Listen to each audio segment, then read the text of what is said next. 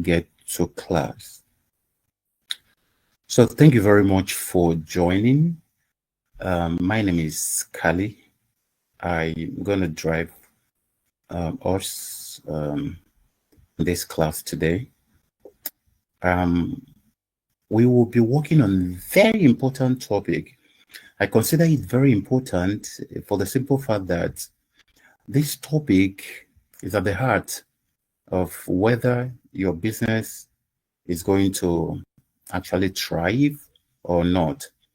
Now, there's a major issue around managing law firms and managing any professional service for that matter. A lot of people will always think that professional services are not businesses. A lot of people will think that professional services are not businesses. So as far as they're concerned, it is all about making sure that you have your client satisfied and you play according to the ethics of the profession. It's the same with accountants, the same with building engineers, the same with lawyers, the same with medical doctors and all those. And statistics has shown that a lot of these people turn out to be poor in relation to their capacity, in relation to who they are, in relation to what they can become. That they are poor in relation to that because they don't understand how to manage businesses. And that is what this training is all about. It's all about future-proofing your legal practice, ability to understand how to build firms that last, sustainable law firms, not just legal practice. Now, one of the major questions I ask every time I talk with professionals is that if you have no reason to, if you have a reason to be outside your organization for maybe, let's say, 3 months, how will your organization fare? How will the workforce fare? How will the acquisition of clients, how will it fare? If you are sick, God forbid, how will those fare? They are the very important questions you must ask. And that is what we talk about, future-proofing your legal practice. Yeah. If you have any question, please, you can drop it at the Q&A section. So I'll, from time to time, look at it to actually know your questions, and then I can answer them. Now, we want to concentrate on building sustainable law business from your law practice. A lot of us are very good with what we do, very, very good with what we do. But you see, when it comes to making money with what we do, we are not very, very good at that. Why? Simply because, you know, business sense is a different kind of sense. Business sense is a different kind of sense. Business sense is different from just being a professional. And with due respect, I'm in the academia. In fact, I resigned 2 years to full professorship 2019. Now, the point becomes that if I was to continue to the height of my careers, I will still earn salaries. And these salaries, I'm not even able to fuel your car for 1 month. But you see, inside the 4 walls of the university, you have professors of financial management who are managing just their salaries. You have professors of philosophy, professors of law, professors of engineering who are paid that much. Now, what a lot of them lack, and that's why a lot of them are not as rich as they should be, is that they lack how to take their knowledge to the marketplace. Tell me, as a lawyer, how do you acquire your clients? And remember, the code of conduct says you shouldn't advertise. So how do you acquire your client? Those are questions you must sit down to ask yourself and answer.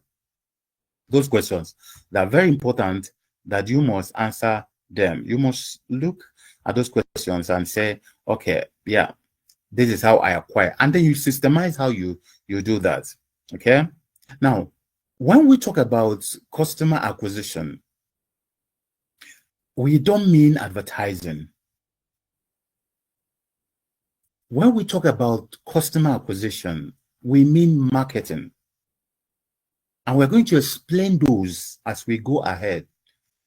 Marketing is not the same as going door to door to knock at people's houses or offices and tell them, I'm better than my neighbor, come and take me. Marketing is everything you do to position your products, your services, your platforms at the place where those who need and want them and who are willing and able will see them and know that you are the best plug for those services, platforms, and those products. And you will be the go-to person anytime they have need for that. That is what we call marketing. Now, there are lots of terms that are in the definition I gave you. One of them is positioning. Another one is product, services, and platform. Another one is willing and able. Another one is need and want. Another one is go to person. Another one, and blah, blah, blah. Now, if we want to unpack that definition alone, we could stay here for the next 300 years. But because of our time, let's just try to unpack them as we go ahead. But remember, according to Alvin Toffler, the illiterate of the 21st century will not be those who cannot read and write, but those who cannot learn, unlearn, and relearn. Now, they've taught you in the universities, they taught you in the law school. And then, since you came out, how many business schools have you gone to? You are in business. How many courses have you taken? Not just in law. And that's one of the mistakes we do. If a mechanic, automotive engineer, keeps developing himself in automotive engineering and then he keeps having one customer or one client, yeah, it is a very big disservice to himself, very discouraging to his trade, and over time he will either cut corner or be unscrupulous, or he wants to just do what others do. Maybe start bringing in a lot of other extraneous practices or businesses into what he's doing. Now, though nobody says you can do different businesses. I have 10 companies, but the point is, all the companies I have are fed by the major thing I love doing. I love training. I love teaching. I love developing people. I'm the president of a business school. So every other thing I have, Buy Values Digital Communications and Advertising Limited, they are fed from generally my work as a teacher and as a business teacher. Or Dexter Rosie Agritech, they are fed by the work we do for central bank and do for government, Ministry of Agriculture, and all those. Because of that, we found that we needed to have an agri-tech company that also catered for farmers. So online life executive programs, the sources, seminars and conferences, assets, whatever company I have, they are all function of this main company. Even Agog Shelters and Properties Limited, they were offshoot of the fact that I have access to people, I have access to high net worth individuals, and I see what they buy.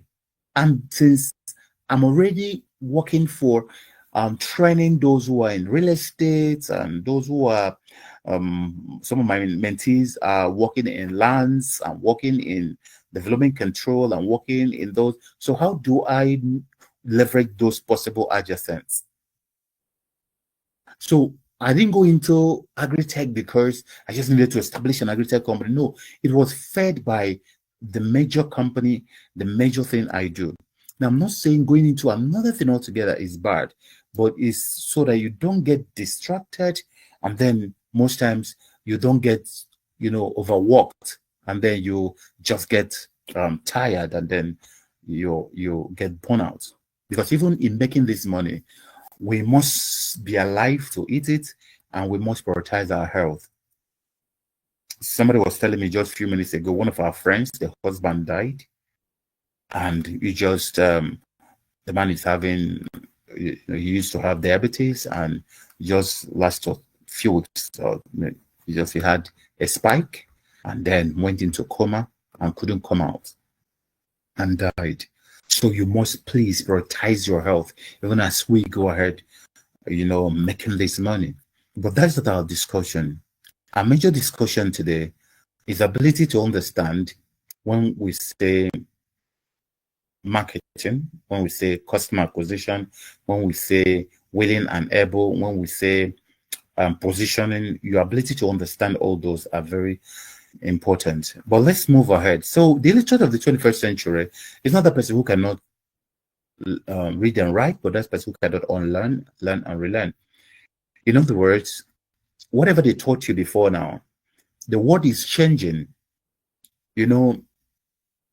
I am an IT expert, so I can stay in my room and generate 1 million leads in just a few days, and spending the least, or maybe 200,000, I could generate 1 million leads to see my advert and click on my website and probably give me their email so that I'm able to message them when I want. Now, the point becomes that a lot of people will go around, moving around, trying to find these people physically. The world has so changed that it's not working that way again. That is why business and tech must be introduced into the legal practice. Otherwise, you will just suffer and suffer and suffer for nothing. Yes, and then the result is not as much. Now, if you've got that, let's talk about something that is very important. That thing is that you must distinguish law business from law practice. You must distinguish law business from law practice.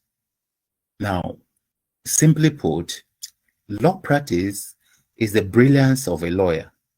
Law business is the ability of that lawyer to make money. So I'm going to repeat. Law practice panders to the brilliance of a lawyer, and law business panders to the systems the lawyer creates in order to be able to make money. There are two different things. You can be very brilliant and you never make money. Go to our universities, you're going to see that. I'm a university academic. You will see that.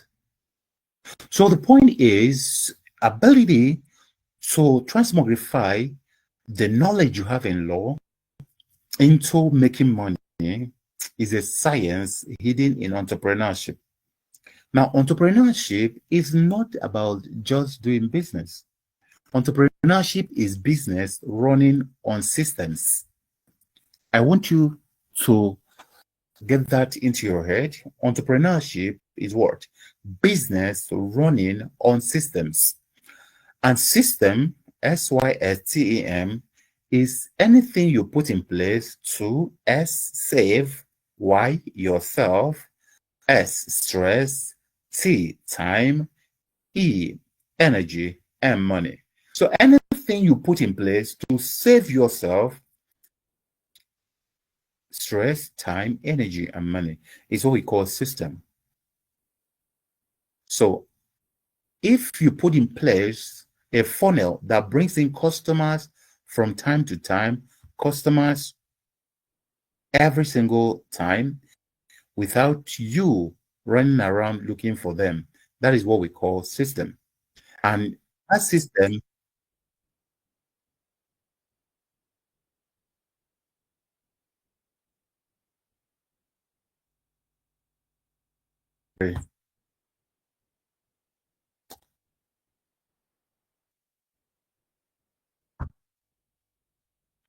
sorry there. Okay, so now your ability to put in a system is what makes your law practice powerful. Your ability to bring in a system is what makes your law practice powerful. Anything that you do that brings in the customers from time to time, brings in the clients from time to time, the billing method, you don't struggle with that. You can actually leave that business, go out, and then it doesn't affect that business. That is what we call system. And in order to understand systems, you must understand algorithms. Algorithms are things you already know very well, but we're going to talk about it, in a jiffy. Now, in understanding algorithm, you must understand the purpose of the business you are doing. Law is a business. Law is not a practice. Now, I repeat, law is a business. Law is not a practice. In other words, you see, you can hire the best lawyers for your chamber if you can pay well, and they can run it for you. They can run it better than you can. I mean, in terms of going to court and all those. Okay. But you see, if you don't know how to get the business in, or you cut corners to get the business in, you are no more doing the right thing. Yes, you need to look back on your deathbed and then say, I lived a life of integrity and I'm proud of the kind of life I've lived. But that's not our discussion. Our discussion is about ability to know that the purpose of business is sustainable profitability and profitable sustainability. What that means is that you want to have a system, rather a business that is profitable at a sustainable level.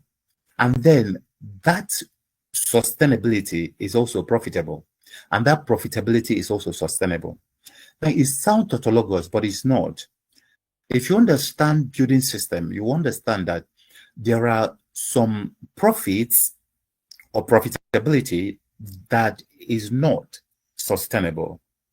Because you see, either you make so much money at once and it doesn't come again, or you are making money, but what you are spending in making the money is more than the money you are making. So the profits or profitability has to be sustainable, and the sustainability has to be profitable. And that's what system does. Your ability to now know how to repurpose, how to understand LTV, that is lifetime value of your customers, is at the heart of profitable sustainability and sustainable profitability. In other words, if one customer walks into your organization, how much is that customer worth over the next 1-2 years? How are you going to treat that customer so that the customer can refer you to other people? How are you going to solve his or her problem empathetically, not without collecting your money, collecting your full money even more, but making the person understand that this is a relationship of love? And I tell you, business in the 21st century is a relationship of love. It's a relationship of empathy. It's a relationship where you are going to understand your client and be in his or her shoes. That it doesn't stop you from collecting your full money, but it makes you human and makes you sincere. That way, a relationship is built where if the person came for tenancy issue, now as you guys are winding off on that, or even on that, you find out that he has, or through your discussion, you find out that he has a lingering land problem. Somebody swindled him of 100 million naira or 200 million or whatever. And then the case has been there for like 3 years and all those. Now, the point is, you need to also help and intervene. And if you are handling the tenancy issue, okay, the person will be willing to pay more because he's seeing light at the end of the tunnel on this one. And then you ask him, your papers, your company, your annual returns, your this one, that one. And they say, I don't even those things, or I don't, you help with that. Then you ask him about blah blah blah, you help with that. And you're not helping for free. The person is paying you. That's what we call customer optimization. Ability to now understand that this one customer that walked in, apart from the problem he has walking in, he has other problems I can solve. And if I don't solve them, either they kill him or they remove his resources, or he goes to another person who is even not as good as myself, and the person will solve the problem for him. So understanding your customers' lifetime value will make you to understand customer optimization and upselling, knowing all the other things you can do for this customer. That way, that one customer that walked in and paid you 1 million, now you solve another problem. He pays you another 1 million or two. You solve another, he pays you about 3 million. You solve another. So in 1 year, you say this customer from one person, you're making 6, 7, 10 million, 20 million. And if you have 10 of or 20 of those every year, you see, you can already know that from your existing customers, you are able to do your thing. So that is what we mean by sustainable profitability and profitable sustainability. Understanding how to make the profit sustainable, how to make the sustainability profitable. Otherwise, you spend 10 million, get one client, the client pays you 2 million, and then walks away because either you didn't treat him well or her well, or things didn't work out the way he or she thought. And you see, customers in the 21st century, because they have too many options. As I'm doing this seminar, there are probably 10, 20 other seminars going on, even for lawyers, and 100 others going on a lot of them free too, on branding, on business systems, on anything. So that's why you must understand you are not the only option. So somebody sticking with you will be a combination of character, rather what we call ASK, your attitude, your skills, and your knowledge. ASK, don't forget, your attitude, your skill, and your knowledge.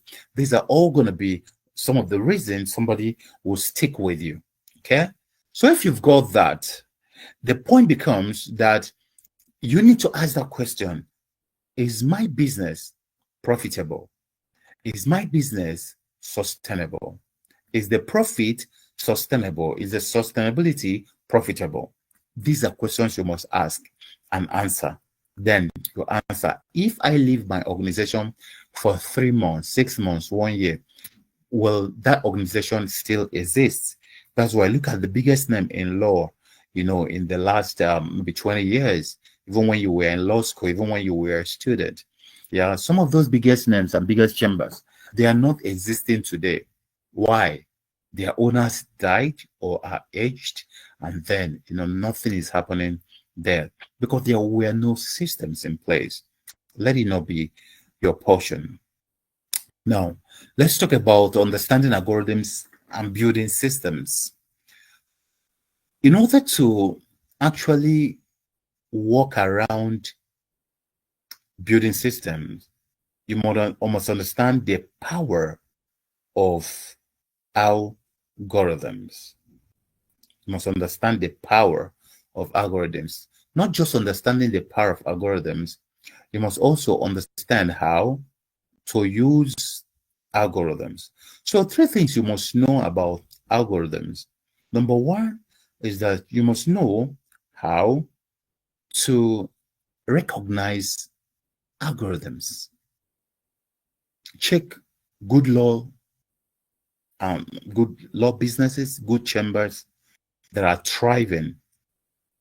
Check what they are doing. Recognize, look through and recognize the algorithms that they are using to actually perform the magic they are performing in their law business. Check. Yeah. Check it very well. And then you are able to see the patterns. Now, algorithms, I'm going to explain, is a model process for solving a problem. I'm going to show you some of the characteristics of algorithms and all those. But let's talk about the fact that you need to recognize algorithms. You need to know how to use algorithms, and then you need to know how to create your own algorithms. I'm going to talk about failure algorithm in a jiffy, but let me explain algorithm a little more so that we are able to, have a grasp on it, and we can discuss it from the level of unconscious competence. Now, I always talk about something, about how to understand your learning. I said there are 4, even 5 levels of learning. Number 1 is unconscious incompetence. Unconscious incompetence is when you don't know and you don't know that you don't know. That's unconscious incompetence. You don't know and you don't even know that you don't know. For a lot of us, law is a business. Yeah, but it's a practice on it. Yeah, but you see, a business will beat a practice any day. Because a businessman, okay, a very simple example. How many of you think that Dangote knows how to refine fuel? How many of you think that Dangote knows how to make cement? He can just enter the factory and produce cement himself. How many of you think that Dangote knows how to do pasta, to do to produce salt, to produce the oil, the gasoline, the jet one fuel, how many of you think he does? Because he understands building a business, so he can succeed in any. If he has a law chamber today, he'll be still successful, because how you do one thing is how you do all things. But that's not our discussion. The discussion is in unconscious incompetence. You don't know, and you don't know that you don't know. Then if you are not careful, you argue. Just argue and argue and argue. Argument doesn't give you money. What gives you money is getting results. No matter how good you argue in court, if you don't win the case, you didn't get the result. Yeah. Okay, but that's not our discussion. Our discussion is around unconscious incompetence. If you understand unconscious incompetence, you will always open up your mind and check out what are the things I don't know, and I don't know that I don't know them. One of them is business. A lot of us don't know business, but we don't think we don't know business. We think we know how to charge. We think we a customer walking. And if you ask some people, say, by the grace of God, God is the person who markets for me. One of my staff, she went to repair her car a few days ago. She was telling me the story, and she met someone, and the guy seemed to be good in what he's doing, and she was asking the guy, how do you market?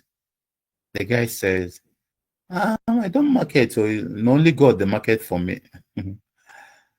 Yeah, my staff said, this is an insult on God. God is marketing for you, and you are looking this way you are looking. It is wrong. If God is marketing for you, you will be very rich. That God doesn't come to market for people. He has given you brain, has put business schools around for you to go and learn how to market. He has made you to have sense so that you can build relationship with your customers so that they can refer people to you. So you people shouldn't be bringing God into things that God has given you power to do. When you want to go and eat, when you want to sleep with your your wife, do you ask God, come and help me? You don't do that. You just go ahead and do that. So why is it that when it comes to something that requires you to be responsible, you are calling God into that? So I told my staff that was savage again. But the discussion is around a lot of people. Hopefully people can walk into the chambers. Hopefully, no, you must have an algorithm to make sure that people walk into the chambers. There's a course in our organization we call Marketing Without Marketing, how to build a thriving law business from law practice. But that's another discussion. Now, the point I wanted to make is that understanding algorithms helps you to know that you're bringing people into the organization, how you treat them, the customer service, how you handle their cases, your billing system, how you make them pay you so that they don't owe you, how you get them into some other things like upselling them or partnering with them. They are all functions of algorithms. And anywhere you go to and you watch the lawyer, the business, or you watch the system, you can always copy. Now, in school, as a university academic, I used to hate somebody copying or doing expo. It makes me angry. When you do that, I'm most likely going to fail you no matter what you write because you are cheating. But you see, schooling is different from education, and schooling is different from outside schooling. The point is that in the real world, you must copy. In the real world, you must copy, but you must do what I call CMD: copy, modify, and deploy. CMD: copy, modify, and deploy. Copy, modify, and deploy. Now, look at anybody doing better than you. Go to his or her website, go and see what he or she is doing, read cases, find out things about him or her, and then you do what you can copy that, modify it, and deploy it. It's not patented. Nobody patents, those kind of things. Okay. Having said that, they all boil down to what? Systems and algorithms. So let's talk about systems and algorithms now. Algorithm is a model process for solving a problem. An algorithm is a model process for solving a problem. In other words, in life, as in anything, any formula that you can RDL, you can repeat, you can duplicate, you can leverage, that becomes what? An algorithm. As far as it's repeatable, duplicable, and leverageable, it becomes an algorithm. So that's why you must understand what are the sets of instructions for solving a problem, accomplishing a task in any area you are interested in automating, in algorithmizing. You must find sets of rules that are important in trying to do that. And then you algorithmize them and they become a system that you can repeat anytime you want to. So your algorithm has quite some, let's say, counteracting possibilities. Every day you are faced with probability, and you keep asking yourself, how do you algorithmize these probabilities?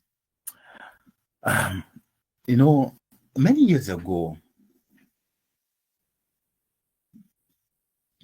I think Pfizer wanted to produce a drug.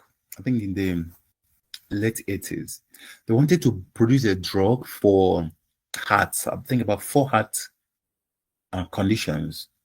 When you started testing it, and they found out that, the specimens for the testing, we are all getting erection instead of the heart thing they wanted. So at the end of the day, that probability that came in, because they had an algorithm, they had the hand on what they were doing, then I said, wow, this is a fallout, but it's a nice fallout. People at that time in the Western country started having serious issues with libido and all those. So they repurposed that drug and they called it Viagra. And that drug became a pharmaceutical marketing wonder. In other words, at a time, it was having close to 80-90% of the market share in that particular market, in the libido enhancement market. Now, very important to note that if you have a pattern, there will always be time randomness comes in. When randomness comes in, for instance, you saw what happened. I was having a training at Radisson Blue in Victoria Island on the 29th of May 2023. So that was the day I was finishing the training for my clients. And so I wanted to go back to Ikeja, mainland, so that I'm able to not miss my flight the next morning. So when my driver came, because, you know, we had picked fuel 2 or 3 days before, when he came and I wanted to pick fuel for the car, and because I was just coming out of class and I saw which what do you call it, huge line in the fleet station, and they said the president said subsidy is gone, and the thing moved from, I think, 100 and something there or so to about 500 and something there. So the tank we filled with about 15,000. We are using about 40 something thousand to fill the tank, and in few weeks time it went to 50 something, few weeks time it went to 60, few weeks time it went to 70 something thousand. These are the randomness and the probabilities that can come in. So that's why your business must have that nimbleness, must have that capacity to go through this shock and not wither. And that's what you do with your system. That's why you see a lot of skyscrapers. If you look at them very well with binoculars, you see that they appear to be shaking. They are doing that to absorb the impact of the wind and the elements on them. So that was what the producers of Viagra did. Immediately they saw that the probability has set in, they used the algorithmization they had, and they moved that probability into algorithmized probability, and everything became nice, and then it turned out to be powerful. The same with pattern. Sometimes randomness throws itself in. Now it can become patternized randomness because you were not working sheepishly, you were not working blindly. Now, a very simple example, the algorithm for making a cup of tea, because when we say algorithm, it sounds like, okay, it's a big term. No. Yeah, if we say algorithm for making a cup of tea, for instance, put the tea bag in a cup, fill the kettle with water, boil the water in the kettle, pour some boiled water into the cup, add milk to the cup, that's if you use milk, add sugar to the cup if you use sugar, stir the tea, and then drink. Now, this is not the only way to making a cup of tea, but this is a very standard algorithm for making a cup of tea. You can find other ways, yeah. Now, but you see, most times, look at how this, if I take number 7 now and put at number 2, and take number 2 and put at number 7, I will scatter the algorithm. That's sometimes how we run our businesses. Our businesses are not algorithmized. Everything is, intuitive. There are no proper mechanisms and systems. Everything is just as it they hot, they come, they do one with the, and all those. You pursue this one, you pursue this one. Who are you acquiring this year? Are you acquiring those in the maritime business, cabotage? Are you acquiring those in NGOs? Are you acquiring individuals? Are you acquiring high net worth individuals? Are you acquiring those in the banking sector? Are you acquiring, just MSMEs? Are you acquiring? Yeah, you must know what you are doing per time. So your energy can go to where your focus goes. Remember, we say what? Wherever focus goes, energy flows. And you don't have unlimited energy. So you must be sure where your energy is going per time. Sometimes you may need to have a very long, when I say very long, I don't mean 100 years. You may have like maybe 2 years, 3 years to concentrate on one customer segment to be able to make impact. They say a rolling stone gathers no moss. Yeah, a rolling stone, yes, gathers no moss, gathers no dust because it's rolling. Now the point becomes that if you are just this, that, and it is not organized like in your organization. When we come to offer, you will understand what I'm saying. In your organization, there should be brand manager for each of the areas you guys are interested in. Why is it important? It's important for PMS, performance management system. If you don't have brand managers, you won't be able.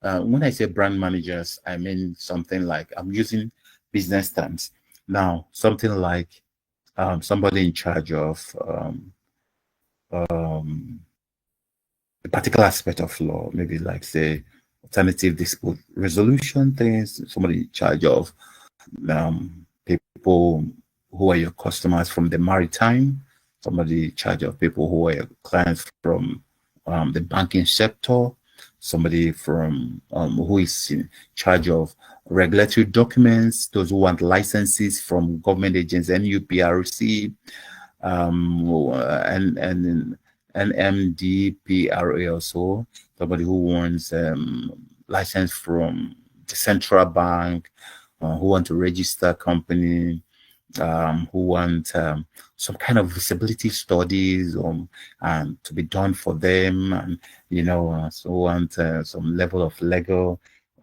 infusion into that, and all those. So somebody in trade, this helps you to, this person is handling this, and the person is developing the business strategies around how to acquire those customers. Those business strategies could include webinars. Why am I doing this webinar? We are one of the institutions for the NBA-ICLE CPD program. Now, yeah, we need to have a way of making the lawyers know we are here. We need to have a way of, putting ourselves out there. And one of the ways to do that will be to offer something valuable that somebody will not say, I've wasted my time. And that's why I, as the chairman of the company, I am here to do it myself. I don't want, to, disappoint our clients. I want to be sure that they are happy because we are just, starting with this. So we don't want to put the wrong foot out there. But you see, for every of them, they are recorded. For every of them, they are algorithmized. For instance, the next time I may want to do this, I may make it on demand. In other words, the way you saw it online, you click, you register, and you play. You play it there immediately. So there's no need for me to repeat this again. I've done about on the 6th, about a few weeks ago, and then I'm doing this one. Could be the last for this. So every other thing will be on demand. That is why algorithm is very important. Algorithms are important for systemization. So that's why you need to have, different brands, inside your firm, and different people handling those brands. When you are, you are doing for those who are into entertainment, your clients from the entertainment industry, copyright issues, contract issues, litigations around bridges and all those kinds of things. Let there be an entertainment department inside or unit inside your law firm, entertainment law, those who are taking care of that. So it becomes easier for you to handle. Those are the people who are crafting the marketing strategy. I'm not talking about advertising now. The marketing strategy. How do you reach out to those people who need that? So you could offer, a training, free training for your prospective clients. So young artists coming up, established artists, you have a training every 6 months or 3 months on, understanding law or understanding entertainment law in Nigeria, Europe, Americas, and other jurisdictions. You spend 2 hours free teaching them how to understand this. And at the end of the day, they will know that you said, well, if you feel there's something we can help you do in our chambers, please call this number and we'll be so willing to help you. And that is what we call love. Yeah. And they will not say, okay, I am entering into this contract. I need my lawyer by my side, or somebody has breached my route. Somebody used my song. Somebody used a line in my song. Somebody used my artistic production and they never paid me. Somebody had breached the contract here, and they come back to you. Yeah. So that is why the person who is trying to acquire MSMEs, the person who is trying, so legal issues in business. It could be legal issue in business could be, a free seminar you do for them. And all MSMEs will just tune in. This one I want to teach us how not to fall into trouble in our businesses. And at the end of the day, you said, if you know we can solve any problem for you, yes, please kindly do what? Let us know. And you see, they will all come to you when they need to, yes, talk to you about that. Okay, I'm going to find out whether you are still with me. So I want you to describe in one sentence your experience so far. So use the either Q and A. Use the Q&A and just write, a word that describes your experience so far. Like, okay, you can say nice, you can say fluff, you can say I don't like it, whatever it is you want to say. Just use the word to describe your experience so far so that I can continue. Okay, I want to be sure that you are still with me. Use a word to describe your experience so far. Yeah, I'm waiting. Oh, thank you, Ure. Thank you, Linda. Thank you, Yaldami. Thank you.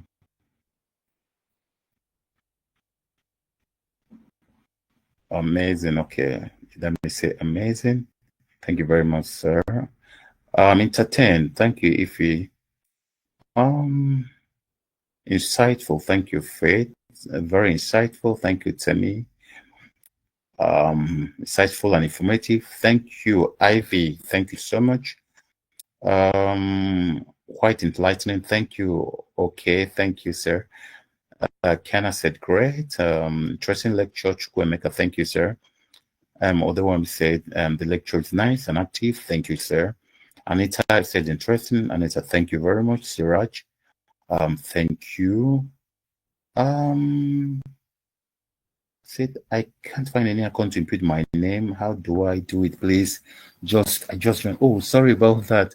Please, somebody in the call, please help him to find what he's looking for. I think my assistant, please try and help.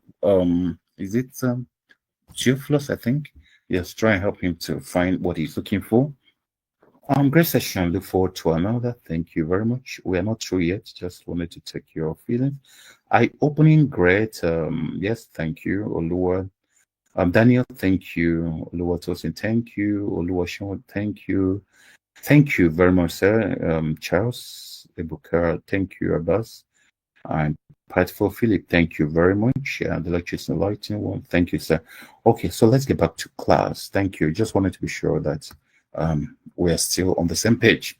Okay, so now, let's look at when you have used this algorithm, you are going to see that it's flowing. So I was talking about being able to use algorithm, put every of the different kinds of law. Now, don't think about what they taught you in law school or in school here. I'm talking business here. So use your own categorization to do what you want. For instance, entertainment law. Okay, you say entertainment law. You say something like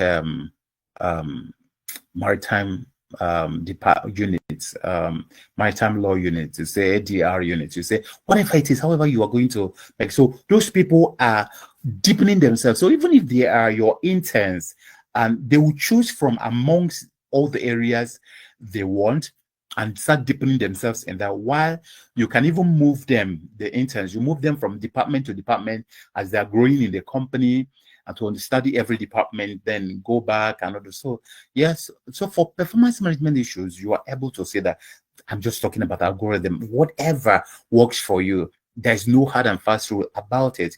Understand this. Remember, and I'll give you a little story why a lot of people drop out from school.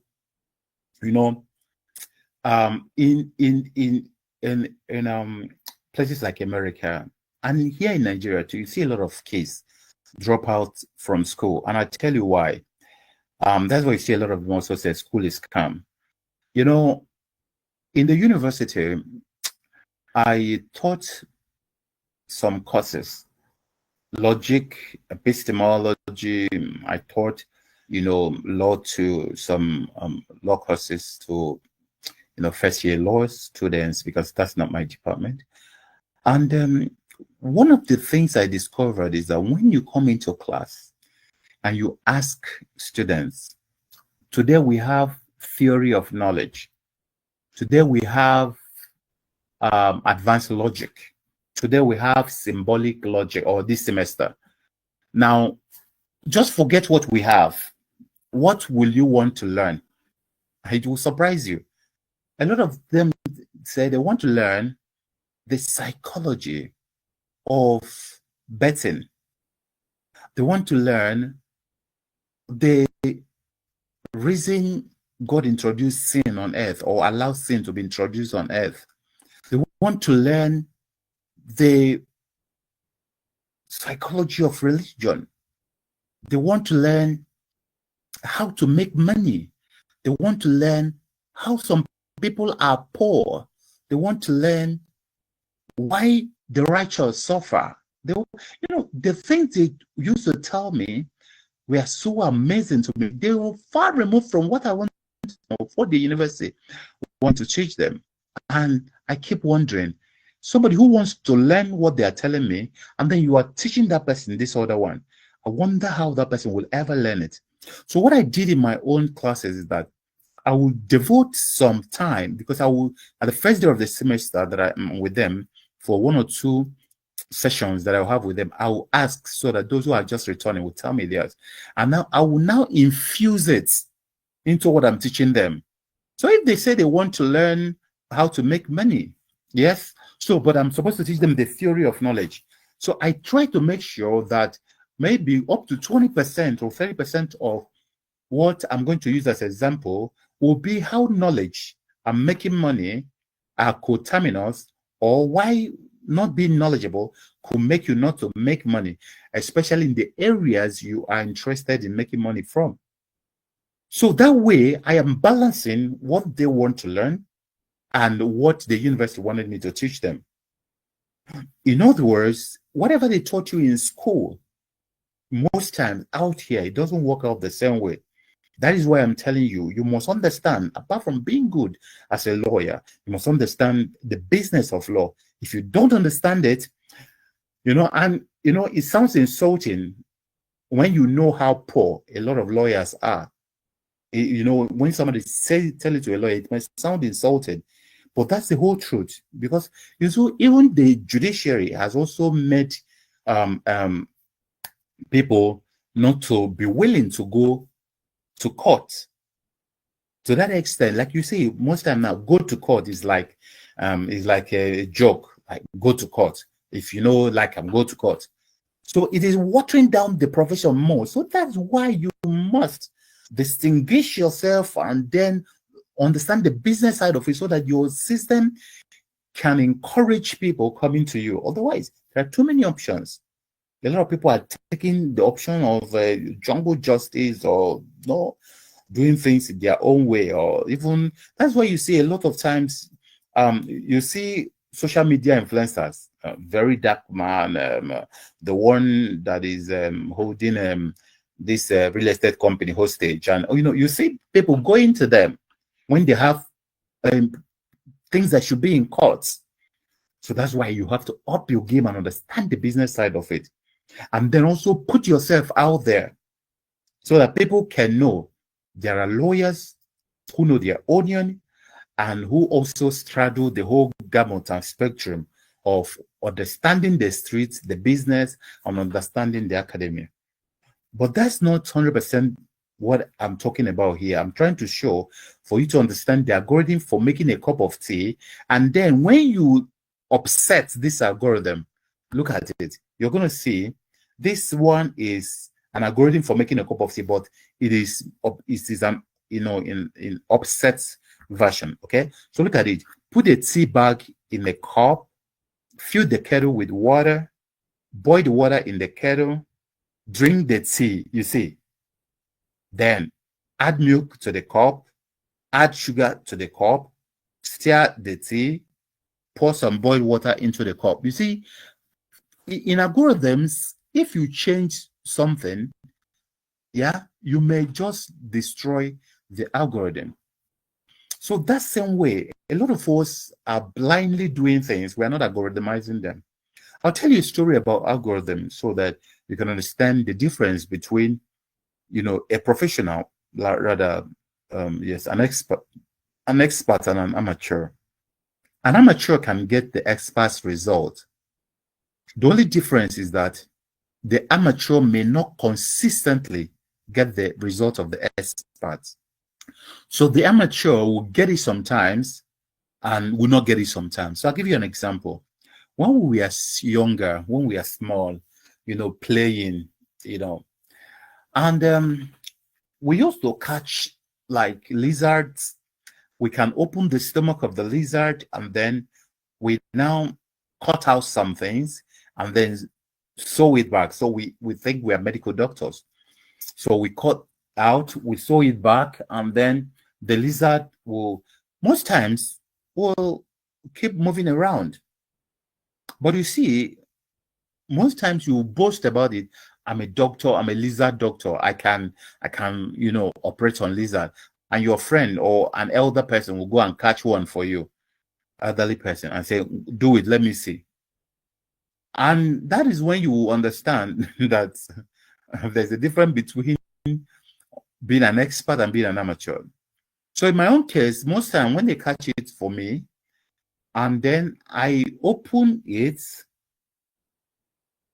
and then I find out that I didn't know what I really caught out the last time. They are confusing now to me. So I now will check and caught something that I thought resembled what I caught out the last time. And immediately I cut it out, and then I now sew it back. And you leave it. Immediately it walks out, it will just die. And the person would say, do you see? You just killed the lizard. You're not a doctor. And you'll be swearing truth to God. I did it on another one. When that one come, I will show you. And the point is that that's the difference between an expert and what? And an amateur. An expert can RDL. He or she can repeat, duplicate, leverage every single time he or she delivers. But an amateur can do it and get it right. You say duplicate it, it doesn't know how. Say leverage it, it doesn't know how. You say repeat it, he doesn't know how. So that's the point. So now, there are properties of algorithms, but I'm going to leave this out because of our time. Algorithms have specific inputs or specified inputs. Algorithm has specified outputs. Algorithm has definiteness. Algorithm has effectiveness. Algorithm has finiteness. If you look at what I showed you there, you're going to see there are 8 steps, okay? and you're going to see the steps are they all have the sequence. There will always be measurement for the tea bag you're going to put in a cup of tea. How many tea bags for how many liters? How many degrees will you boil the water? That is what we call algorithm. So it must have the specific input, specific output, specified input, specified output. It must have definiteness, it must have effectiveness, it must have finiteness. How many people do you have in your chambers? How many customers or clients do you have every January, every February, every March, every April, every May? When is the best time you have the highest number? And from which sector do they come from? Who pays better? That's what we call Heli and Lehi. Heli is H-E-L-I. H-E-L-I. That's Heli. Lehi is L-E-H-I. That's Lehi. Now, as you go ahead in your business, you're going to divide how you make money and who you serve. You're going to divide them into Heli and Lehi. Now, Heli is high energy, low income. High energy, low income. Those are, places you put in so much effort, but you see, you have so much little coming in. But you see, there are LEHI, you already know, low energy, high income. You put in low energy, you get high income. Now you're going to divide your time between Lehi and Heli in a percentage. In my organization at the moment, we engage in somewhere between 10 to 20% Heli, that is high energy, low income, and about 80 to 90% Lehi, low energy, high income. Why? Because let's assume the least cost in our organization is about 950,000. The least. We have courses, that goes into millions. Now, for some programs, you pay for some regulatory programs, you are constrained for them to pay a particular amount. So, but let's say, for instance, 30,000. Use 30,000 to divide 950,000. Maybe I'll just try that out right away. If you're using 30,000, so divide 900 and so 950,000 divided by 30,000. So now you will need 31 people who pay you 30,000 for you to make 950,000. You need 31 people. So I tell you, it is so difficult to sell a rickety taxi when you compare it with selling a private jet. People who are buying private jet, they already know. They already, made up your mind. They won't price you. The highest they can price is, they say, they negotiate the service level agreements and such other things. What's the point I'm making? You as a lawyer, the time you spend on lower clients, you won't even spend that much and you acquire bigger clients. I used to be like that, thinking that cheap and affordable is, a market strategy. No, it's not at all. So let your eye be on the kind of people you want, and then you go for them. But I'm coming to that. Let me not jump. So now we've already talked about algorithms. Okay. Now I will just talk a little about the failure algorithm, and then I move very fast to the law part. So now I developed an algorithm. If you want to be a failure, just use this algorithm. Number one is fearization of trying. That is number F. Fearization of trying. In other words, fear of trying. If you want to be a failure, don't try things. Just do routines. Very important to note that anything that makes you afraid when you want to try it, that is strategic. But anything you want to try and it doesn't make you afraid, it's just normal. That is what we call routine. Routines don't make you afraid. I want to sweep my room. It doesn't make me afraid. But, oh, I want to talk to the president. You shiver. I want to, big things. I want to acquire Dangote as the guys who you are working for as a lawyer. You shiver. You want to acquire Unilever, all those kinds of things. Yeah, you shiver. You just perish the thought. You want to establish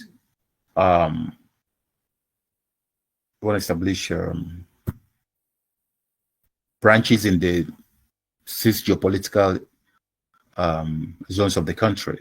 It makes you shiver. You get distressed. Anything that makes you shiver is something that will make you better. I'm talking in a positive way. So fearization of trying, that's F.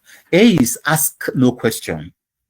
If you don't want to succeed, if you want to be a failure, ask no question. See things happening and just, it's like same, like how it used to be, blah, blah, blah. No. These are how people who don't succeed think and behave. They ask no question. Question gives you clarity. And that's what training does for you. It gives you clarity. And is a little note on the issue of the CPD thing. A lot of lawyers see the CPD, the activation, because it has been there, the activation of the CPD rule thing, as just they will just want their CPD, what do you call it, points, and that's all that matters to them. Now, learning and earning are coterminous. In fact, etymologically, they should come from the same root word, learning and earning. The more you learn, the more you earn. Life is like cooking soup. If you use only one ingredient, you're not going to enjoy the soup. The soup will be like a drug, like a medicine. You love egusi soup, and then you put just egusi inside, and then you keep cooking egusi, you keep cooking egusi, you keep cooking egusi. It would not work. At the end of the day, you can't even eat it, just egusi alone. But if you love egusi soup, you're going to make it a soup. You're going to put seasoning, you're going to put oil, you're going to put salt, you're going to put fish, you're going to put meat, you're going to put water, you're going to put the kind of leaf you want, you're going to put, all kinds. So life is like cooking soup. So if you're just a lawyer, just a pharmacist, just a doctor, just whatever, and then that's what you think that is enough, you are making a mistake, because you need the other ingredient. You need capacity. You need understanding of behavioral economics, behavioral psychology, public speaking properly, advanced public speaking, and persuasive communication skills. Last weekend, we had the advanced public speaking. I had about 3 professors in the class who some monitored, some just came to listen in. And I think some people here, can testify who were in that class. I think my friend Angela was in that class. And you see, they thought it's just normal public speaking. But what we discussed, we are the heuristics, the software, the algorithms that make people say yes or no to anything you say. We looked at the science of public speaking, not just how to stand and how to do your voice. No. When people say yes, why do they say yes? Or why do they say yes to some people and they don't say yes? We looked at thinking fast and slow. We looked at system 1 and system 2 thinking. We looked at all the persuasive communication skill algorithms. We look at behavioral economics. So we look at the behavioral psychology part of it. We look at, how people are made to say yes. We look at how to talk to anyone and get him to say yes. And all the people that attended said this is just different. That they thought it just, or in fact, there's some said they registered, like they applied out of curiosity. They said like, wow, let's just go and say what they're gonna say. It was totally different. So the point becomes that when you don't understand that whatever you are, that's why you see professors in the university, they're not developing themselves. You are reading finance, the same thing you are reading, the same thing you are reading every day. You've never read, how do I turn my understanding of financial management as a professor into money-making venture? How do I acquire customers who are going to use, or clients who are going to use my service? How do I talk to people? How do I make presentation, not lectures? How do I convince people? How can I talk and convince anyone when I want and how I want? How do I join business and technology into financial management? How do I? They don't ask those questions. So if you want to be a failure, ask no questions. Then intentionalization deficits.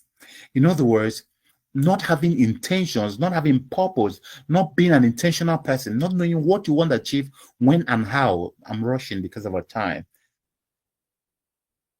How much is my 1 hour worth, and how do I prime myself to believe it, moving it from just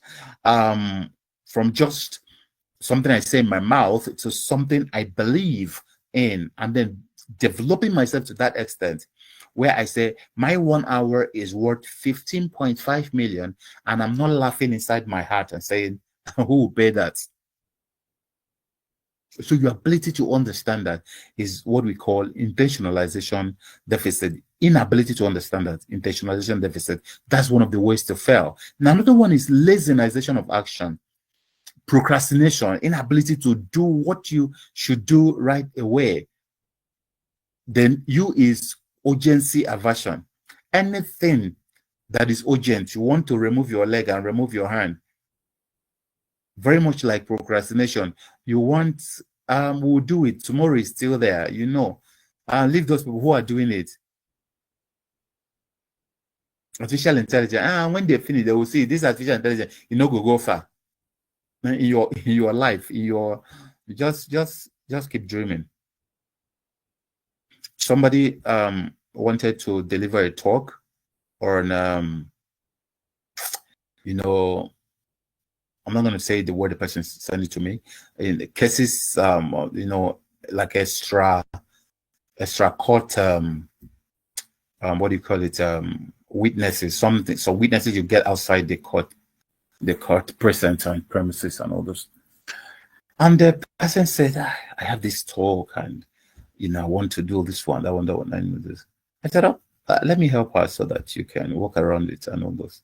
And in less than a few seconds, yeah. Why? Because if you feed the artificial intelligence everything needs, you find out that it will just give you, then you need to just rework and get your thing right. Nobody pays you today for information. People pay you for interpretation. Look at, I'm on this page now and I'm talking. There's nothing on this page. 3 things you must know about. I got a failure, I got it, whatever. What is that? It's nothing. Everybody can write this thing, yeah? But you see, people pay you for interpretation, bringing in your own story, bringing in your own thinking, bringing in your own logic, algorithm, intuition, psychology, everything into that. And that's where reading is also very important. I call it themed reading. Don't just read only law. Themed reading, because you can't cook soup with only one ingredient. The same way you can't become rich in law with just understanding only law. You need to understand the business side, the psychology, the public speaking, the advanced convincing, the negotiation, the pricing. You need to understand all those billing systems. You need to understand IT and all those. Yeah, you need to understand all of that. So urgency aversion. R stands for routinization of life. A lot of people, what they did yesterday is what they're going to still do today, what they will do tomorrow, what they're going to. When was the last time you started a book and finished it? When was the last time you did something for the first time? When was that? Yeah. So some people's life are routine. So you need to ask yourself, when was the last time I did something for the first time? If you can't answer that question, you know that your life is around routine. Okay. So we now talk about the excusitization, you know, excusitization of life. You know, people will always want to give excuses about why something went wrong and why they didn't succeed in something or all those. Now, very important to note, I always tell my friends, I am one of the guys in the world who have so much, so much, ingredients that I can use. I can use to manufacture excuses, okay? Manufacture all kinds of excuses, so much. As I'm sitting with you here, you will see me adjusting myself this way and that way because I had polio when I was 1 year, 6 months. So I am a PWD, person living with disability. So when I'm going out, I wear two braces on my legs. We call it calipers. And then I use two crutches in order to walk. You see, and I've done that for uncountable years.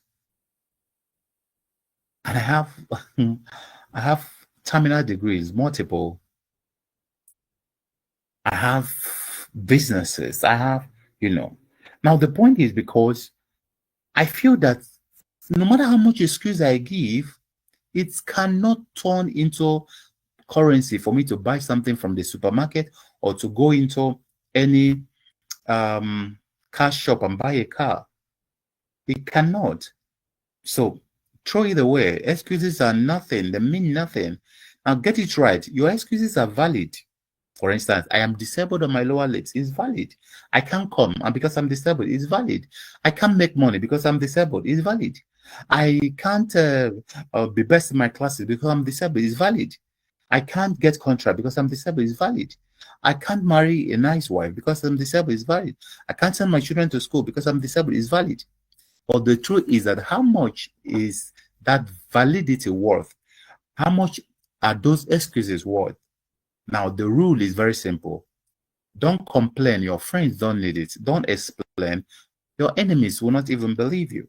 Don't complain. Your friends don't need it. Don't explain. Your enemies will not believe you.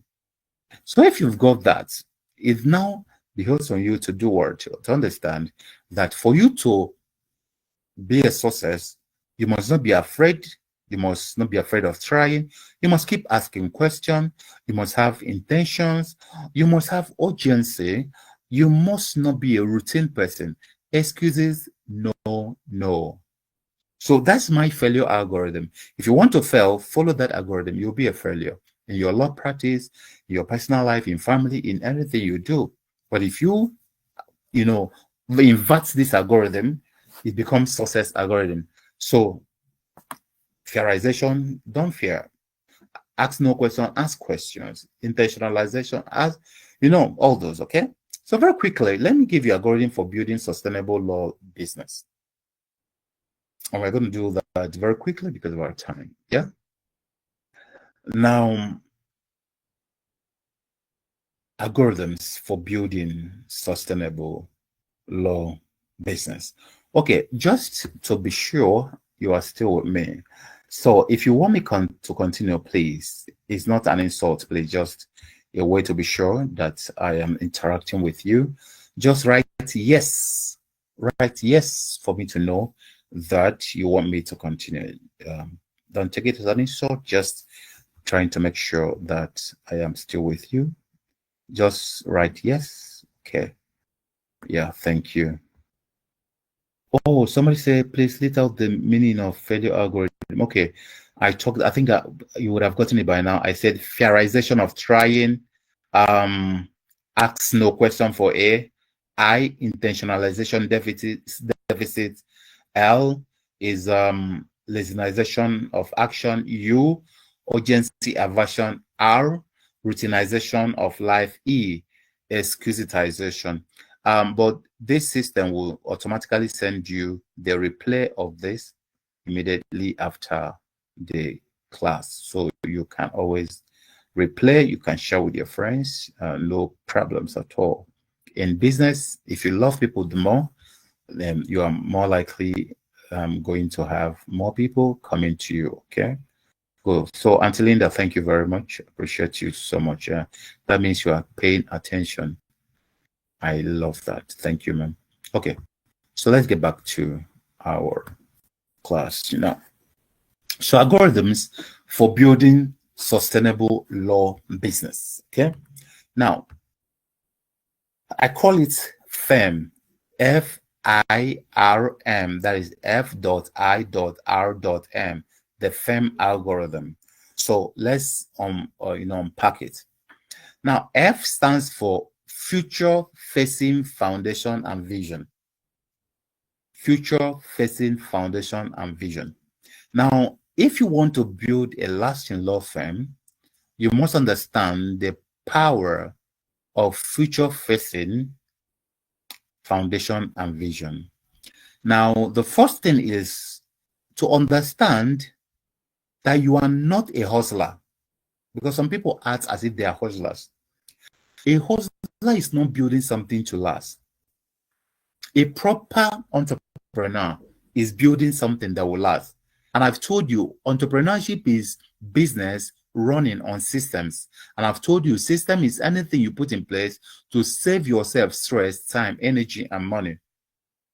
Now, entrepreneurship is the arts, A-R-T, and the acts, S-A-T, of generating new ideas or innovating old ideas into profitable products and or services and or platforms directed towards a targeted market through a creative business model.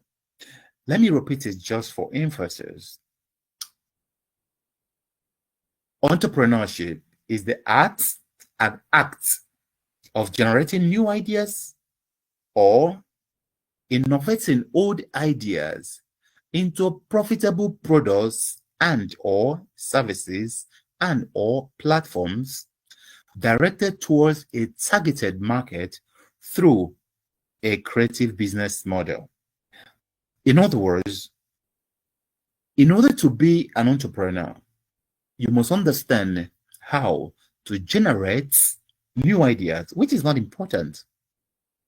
You can innovate old ideas into profitable products, services, and platforms. Now, a question comes, what are the products, services, and platforms that you sell in your organization?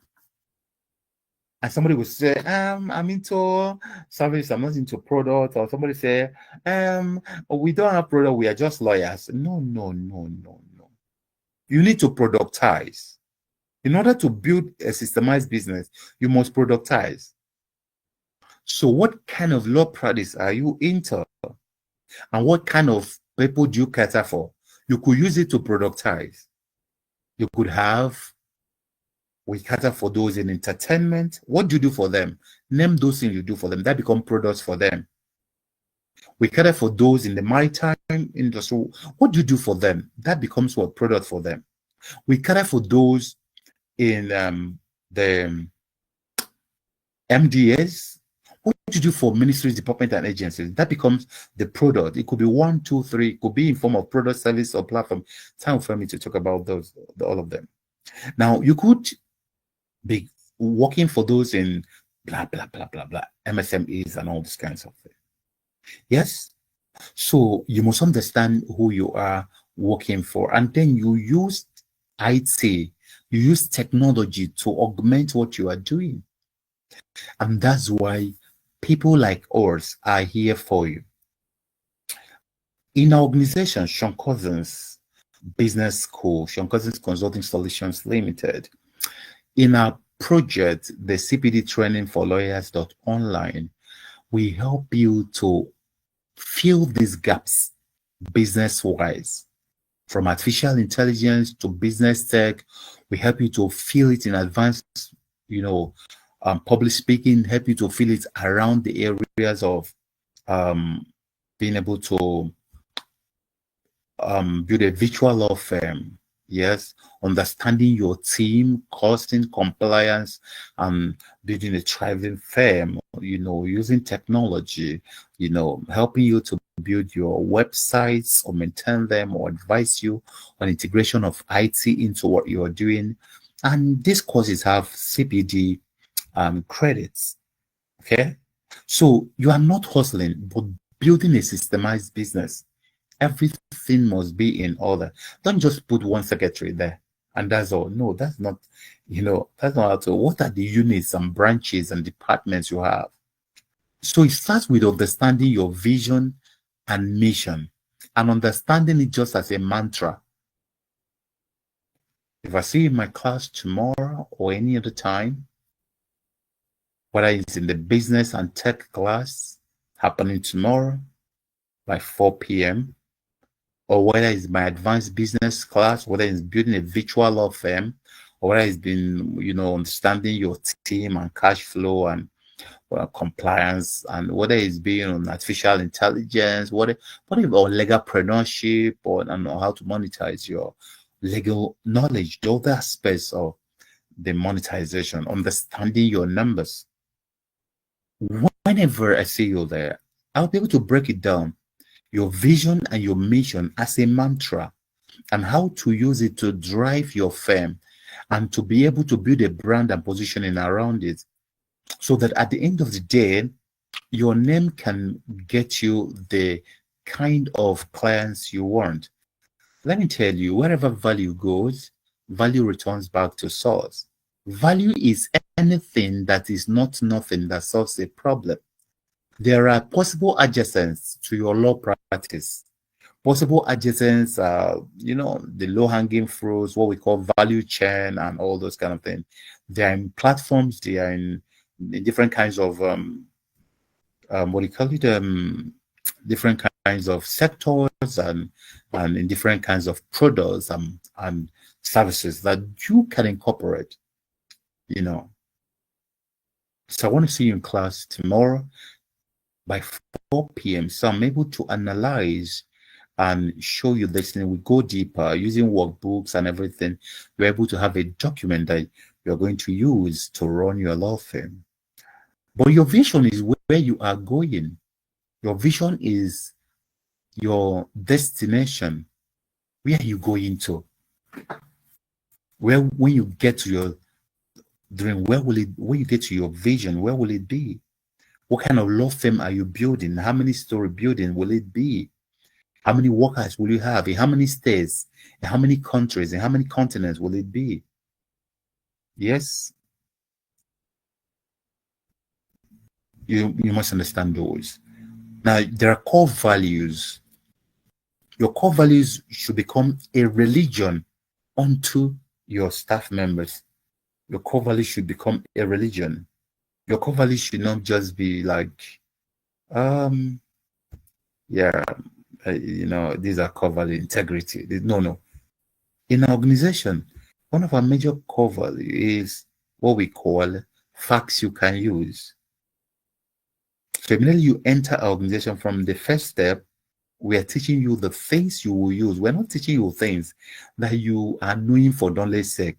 Life is too short for you to know something and then you don't have need of it. It makes no sense. It must give you, whether it's intellectual satisfaction or, physical, pragmatic, use or whatever it is. So you must understand your core values, but they are going to be mantra, they're going to be religion. They're not just going to be like, okay, our core value is this and that. No, you're going to live it. Yeah. Now you must have solid governance structure in your organization. This helps you to know the flow of information, not just a one-man show, something that, is scalable, something that partners can come in and then adapt, people can invest and then become shareholders in the place, and then nothing changes because everybody fixes in so easily and all those. Okay. Now, the governance structure must not be because you copied it from somewhere. It must be autochthonous, very, very okay with your style, with where you are going, not just something a consultant just come and impose on you. Yeah, no. or something you copy from another law firm and you don't know the software running it, okay? Now, you must have interdependent departmental framework where one department's interaction with another, is like a churn, and that produces the strength of the organization and produces, yes, the wealth of the organization affects the bottom line and client acquisition, client returnership, client referral scheme, and all those kinds of things. Yeah. Makes work easier, and client, they're happy because of what you do for them. So you must also have a strategic blueprint, not just routine execution. Let's run, let's go, no. Everything must be strategic. Everything. Strategic is like saying, touching what will touch, what will touch, what will touch, what will touch, what will touch, what will touch, what will touch, what will touch, what will give you the results you are looking for. It's like if you have cats that are standing, yeah, they are all standing like for 100 kilometers. If you want all of them to fall, you just need to push the one in front to touch the other one while falling. So that one he touches will touch another one, that one will touch another one, that one will touch another one, that one will touch another one, as they keep falling. And then that's that. You have the fall, you have your job done, and you'll be drinking tea while, yeah, the fall is going on. So that's what it looks like. The F, future facing foundation and vision. Yeah, when you are doing it, some colleagues will laugh at you, say, all this thing you are doing, all this thing. It doesn't matter whether you are in a half room, it doesn't matter whether you are in a plaza, whether you are at the back of, a staircase. If you know where you are going, you will just keep doing your thing and doing your thing and doing your thing. And before you know it, those who laugh at you will just know that, hey, yeah, we were laughing, but this guy knows what he's doing. I was teaching about this thing some think months back. Some of the people there were university professors. It was our AEP, Advanced Entrepreneurship Program. So a woman, one doctor from the northern part of Nigeria, she said, "Doctor, let me tell you, there's this woman, we did PhD together. And this woman, because we did library and information science, and this woman opened a YouTube channel while we were doing our PhD. And she said she's curating information, and her own interest is in Babalawo and spiritual healers and all those kinds of weird things that people get scammed by the ones that are not real. So what she wants to do is she wants to pre-qualify these people and make them accessible to her followers on the YouTube. And those people who she's pre-qualifying will pay money. Those people who want to have access to those she has pre-qualified will pay money. So she was creating a platform. So that when that woman started that thing, that they will go to her YouTube when she make her videos, they will go to her YouTube and as classmates, PhD classmates, and comment nonsense there. And the woman didn't care. She never even deleted what they were commenting. She left them. After many years that they have finished their PhD for many years now, and then that the woman in the streets where she lives in Kano, that she has bought the whole building by the left and the whole building by the right of that street where she's living, and turn it into her own personal street. That when they are on strike out of government is not paying, government is paying, a lot of them run to her and she dash them money, 500,000, 1 million and all that. And she called the name of her social, her YouTube, and we opened it. She has hundreds of, and she has different YouTube channels where she's doing that, okay? And can you imagine what kind of weird business is that? But you see, she understands what she was doing. She understands the market. And she was able to she wasn't marketing, she was just she wasn't advertising. She just tell people, how to use key, how to do this one. She was just giving information. And people started following her, and then she started curating the babalawos and the, all those kinds of people. And then she became rich. Now, I'm not supporting or denying or not or rejecting what she's done. I'm just telling you how understanding your game can become a powerful tool. Yeah, understanding strategic execution.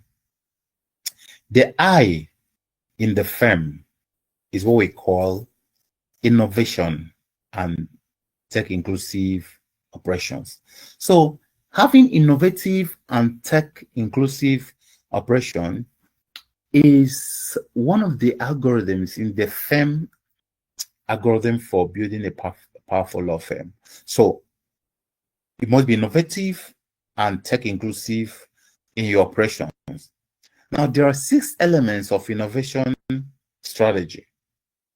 Number 1 is you must have your offer. Number 2, you must understand lead generation. How do I get people to know about my law firm? Number 3, that's what we call marketing. Number 3, you must understand sales. Sales has to do with lead conversion. How do I convert these people who know me, who know about me? How do I convert them to people who can buy from me? Number 4, building systems. Number 5, you must understand how to automate the system you've built. And number 6, you must understand how to scale. So, integrating legal tech tools for acquisition, client acquisition, for client management, for billing, for onboarding, for research, for a lot.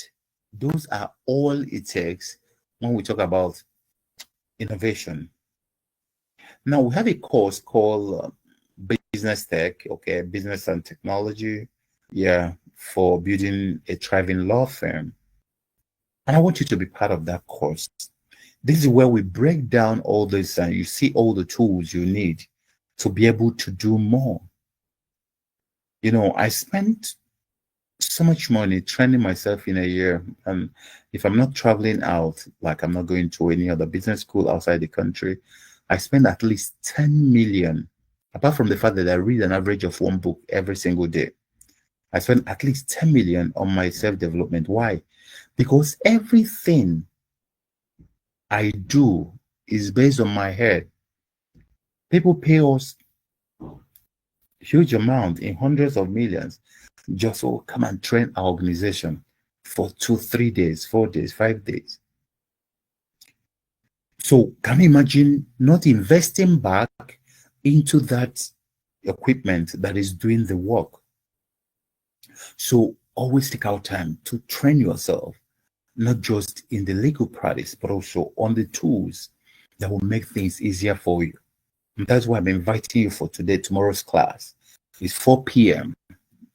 Now, I'll put the link, if I have my staff there. Okay, then let me find the link. So I'm going to put the link there so that you can copy it out and then be able to, I'm going to talk about that, but you'll be able to, join after the class. You click on the link, you could type it out or open it somewhere. You click on it and register for the class. There are different runs for it, so you'll be able to do that. And somebody says the session has been disrupted by network. I'm not. My monitor shows that the class is still on. Okay, please, if you're hearing me, just write in yes. If you're hearing me, just write in yes, please, just to be sure that you are hearing me. Okay, thank you. Okay. Thank you, Linda. Linda is my assistant. Thank you. And Tiffy, thank you very much. Okay. She says she cannot see from here. Okay, how many of you What can't you see? If anyone, please, can you help me? What can't you see? Or you were replying to the person?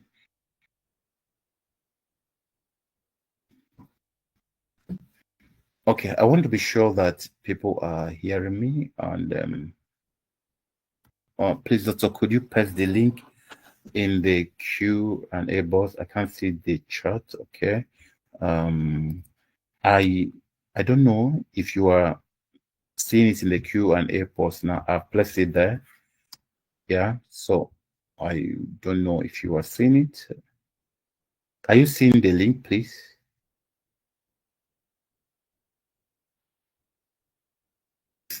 Are you seeing the link? Are you seeing the link I posted?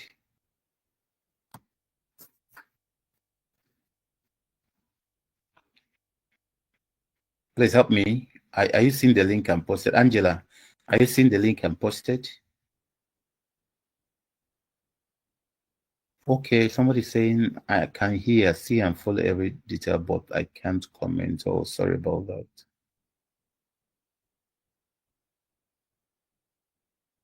Okay, somebody help me. Any of my assistant, I mean my workers, if you are here, help me to know whether the link is available to people. Yeah, in my monitor, I can see the link. Yeah, so I think you can see it. Okay, let me continue.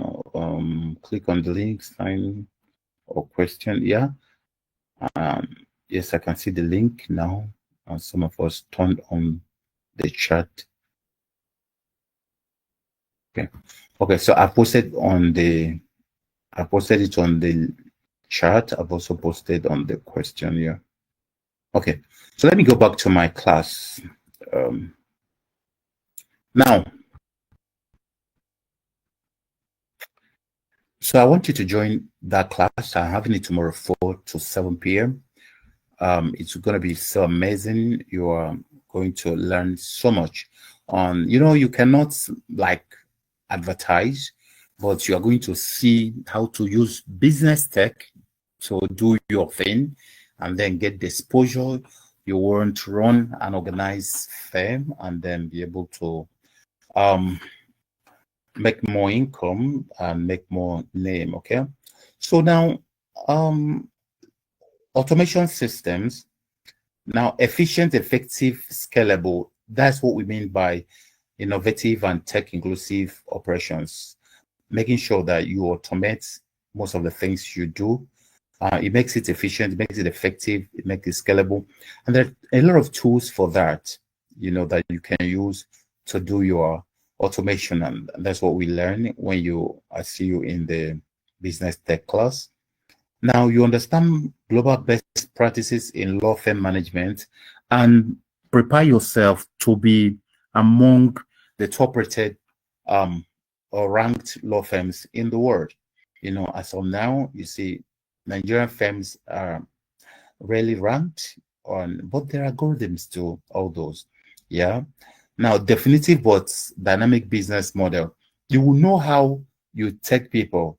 A lot of you saw us online and then you clicked or saw us on any platform and then you are here for a free training. And then after that, we want to have relationship with you and do our programs. Let's help you build your law firm at the business level and all those. And then we cycle, you get us referral. And then, yeah, we give you more value. And then as you scale, we help you with your other customer acquisition methods and systems, help you with other tools, help you even with finding maybe non-legal staff that are well trained already, who understand what to do, manage your social media handles, not market, rather not selling or what do you call it, advertising, but knowing just marketing without marketing and all those kinds of things. So all kinds that we work with you on. That is our business model. We give you the value. You come in with, if you love it, we expand the relationship. Like if you love what you've seen here today, you register for the paid program, and then after that, if you love it all, we help you with other of your system. As far as you're making money, you invest 30,000, you make 500,000, 2 million. Why won't you invest another? So that way, we are priming you, we are, giving you a value, and you are becoming better, and then we are expanding the relationships and all this kind of thing. Okay. So R stands for responsible and responsive human resource operations. Now, these are all this, the FEM algorithm. In fact, if I show you, the FEM algorithm program for senior lawyers is about 3.5 million for 3 days. You see, we have another one somewhere in October, I think second week or so. And that's not CPD related, okay? We have programs that are not CPD related. The one I'm talking about tomorrow is CPD related, and because in CPD we cannot charge more than 30,000. Okay, so now, but this program I'm talking about is 3.5 million. Now the point becomes that as you grow and you make more money, or a lot more money, by virtue of what you are learning, you're able to say, "Oh, I want to do this one. I want to buy this one. I want to even go into mentorship and all those kinds of things." So that's what happened. And then having responsible and responsive human resource operation means that you must have talent pipelines, high potential, high performance lawyers, high potential, high performance staff. You must have a way of acquiring them. You must have a way of making sure that you onboard them, that you are the best place they feel like they want to work in. Then if you are still not having your own firm right now, this knowledge will help you and make it easier for you so that you can have fame and then you move. Because you can't force people to come and work with you or for you, or even people to come and hire you as a client. It's your visibility and your understanding of who you are. Let me tell you, confidence has its own aroma. The same way with lack of clarity has its own stench. Yeah. Immediately you are confident. Yes. Confidence is a function of knowledge, something you know about humans, about how people behave, about the quality and what you carry. You see, people see people who register for my mentorship, $10,000 on the equivalent of any country, so you are coming from, and they say, what is it going to do for you? $10,000 for this and that. Now, the point is that the people who register for that $10,000 is no more a problem for them. What they're looking for is deeper. What they're looking for is stronger than $10,000. There's somebody who, one of my clients, my mentorship clients, he called me one day around 12 midnight. And, I was so tired, I couldn't even answer. My wife said, please, you need to answer. They paid for this. They paid for your time. So when I answered the man, he said that he's very sorry. I'm not a medical doctor, but he knows that he's going to speak with me right now, that his BP was going very high and high. He's a billionaire. But he knows that before his driver could take him to hospital or whatever, but it's not a hospital affair, that he's worried something happened, it's a family something. And then, we spoke from that 12 till about 4 a.m. But you see, within just 10 minutes of speaking with him, this thing normalized, simply because what he needed was not medical. What he needed was mentorship, was direction, was something that was bothering him. So that's what you're going to understand in your own work. It's not everybody that can be your client, and it's not everybody that's worthy of you, and you're not also worthy of everybody. So that's why we said you need to understand those who are willing and able. Somebody can be willing and the person is not able. In other words, the person wants to buy, but the person doesn't have the money.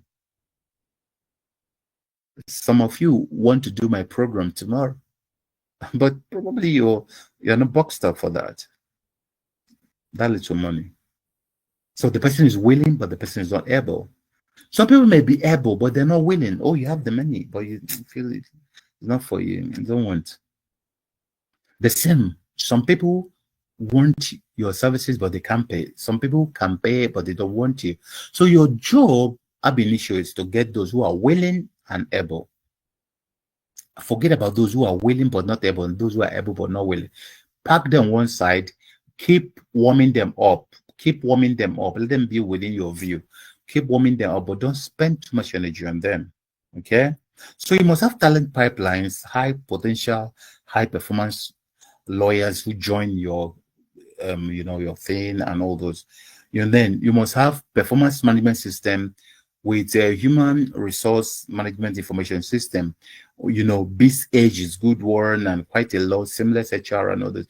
How you onboard your workers in a particular system that it makes it easier for you to actually, yes, understand who they are, what they do, the amount of work they're able to do, the part they have in the organization, and everything is measurable.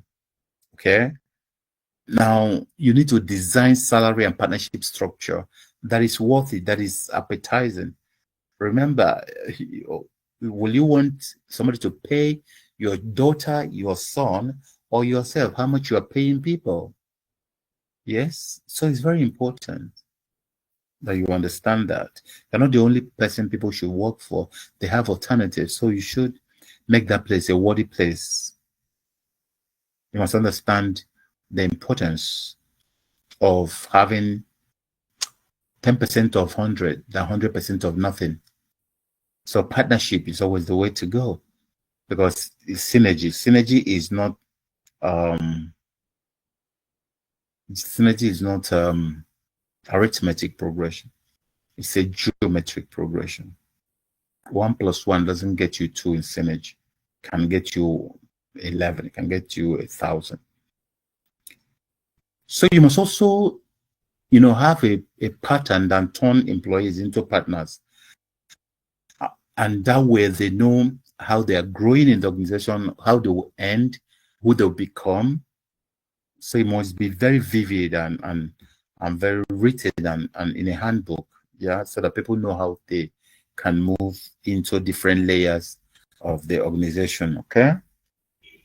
So if you go to www.cpdtrainingforlawyers.online, so give me 1 minute to just tell you this, and then we go back to, So if you go to cpdtrainingforlawyers.online, you'll see our courses. Okay. We have some courses that are going to help you build. Here we have the business and tech systems for building a thriving and sustainable legal practice. This course is designed to help legal practitioners transition from routine legal work to building scalable, profitable law business. It provides tools to implement systems and workflows that ensure consistency, ethical standards, and business growth. It's just 3 hours online, live class. The cost is nothing. It's just 30,000 naira. We don't have any cost at less than 950,000 in our organization. So in this course, you understand the difference between law practice and law business, and how to build law business, from a practical dimension. You learn how to design repeatable system for client onboarding, case management, billing, and CSR. You understand how to apply ethical standard in legal system, rather service delivery while scaling, and understand the empathy and branding. Then you discover models for sustainable profitability, delegation, and legacy. The modules we will look at will include modules like understanding the business side of law, where we are able to go through all the gamut of the offer. We'll go through the gamut of marketing without marketing. We'll go through the gamut of selling without selling. We go through the gamut of understanding automation, understanding systems, understanding scaling, and the tools you're going to use to actually achieve all those. Then you're going to look at systems thinking and the 8-step business algorithm for law firms. You're going to see this, and you're able to implement them one by one. We're going to look at client experience and onboarding system, or the tools you're going to use for that, ethical law practice, branding and business growth. You understand branding in lower, and then case management and billing workflows, building a performance-driven team, how to hold your team accountable, and how to make sure that they're doing the right thing, and what kind of thing do you even need. Yes, you're going to understand that. So if you come to this page, you'll just fill this form, the payment, whatever is there. So let me just drop the payments link on the distance, so that in case you can just use it to make your payment, and then send us the payment details to any of the WhatsApp numbers you saw there, and then we are able to onboard you and help you be part of the class tomorrow. Okay, so I've just put in the link, so you're able to do that. Okay, so now just let me conclude with that. So now we have other programs. Yeah, if you go to the website and click on the courses, you're going to see CPD training courses for lawyers. You're going to, our mantra in this program, CPD training for lawyers, is get the learning and get the points. In other words, don't just go do this for points sake. Get the learning. Things are changing. Transitioning is going on. In the next few years, if you are not developing very well, you may not be you may not really be doing so well. So it's very important that so we have advanced public speaking and persuasive communication for lawyers. It's amazing. You'll be so surprised what you learn. We have business and tech systems for building a thriving and sustainable legal practice. And we have legalpreneurship mastery and ethical monetization of legal expertise. Here you're going to see all the possible things you can go into as a legalpreneur. We are going to look at number 4 is understanding clients, cash flow, and compliance, starting and running a systemized legal practice. Number 5 is digital law practice accelerator, building a virtual law firm. How do you build a law firm that is virtual, that you can manage from everywhere? Now the 6th one there is artificial intelligence, time, team, and tools, operational excellence in legal practice. So if you go down, you'll see our course schedule. You can just click and download it and be able to see all courses, and then their timings and their different runs, and be able to be part of them. Okay, so now let's wind down, because our time is already up. So let's wind down. I'm going to just show you the last part of the module, and then we get out. So I've explained to you what we do at CPD training for lawyers.online.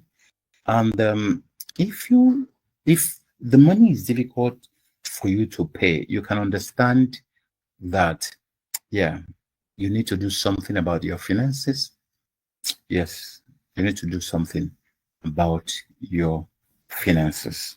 CPD training for lawyers.online. So www.cpdtrainingforlawyers.online, and see our courses. So the final letter M in the FEM algorithm is momentum for market leadership. The M stands for momentum for market leadership. In understanding momentum, just think of using keke or using bicycle to climb a hill. If you are climbing the hill, most times, if you stop throttling, let's assume you are using a bicycle. If you stop throttling, you start going back. So in our journey in life, whether it's in legal practice and legal business and all those, immediately we stop throttling, we start going back. So that's why you must maintain your momentum. And the momentum is maintained by understanding the difference between intensity and consistency. Intensity is push, push, push, push, push, push, push, and then you get tired. Consistency is push, push, push, push, push, push, push. You keep pushing. So most of us have intensity, but we don't have consistency. After this course, now you run, try and do one or two things, boop, boop, boop, boop, boop. Before you know it, you get tired. Yes, that's why you need training to understand how to take it all the way home without getting tired and all those. So you must master and automate the offer. That's the way not to get what? Get what do you call it? Tired and burnout.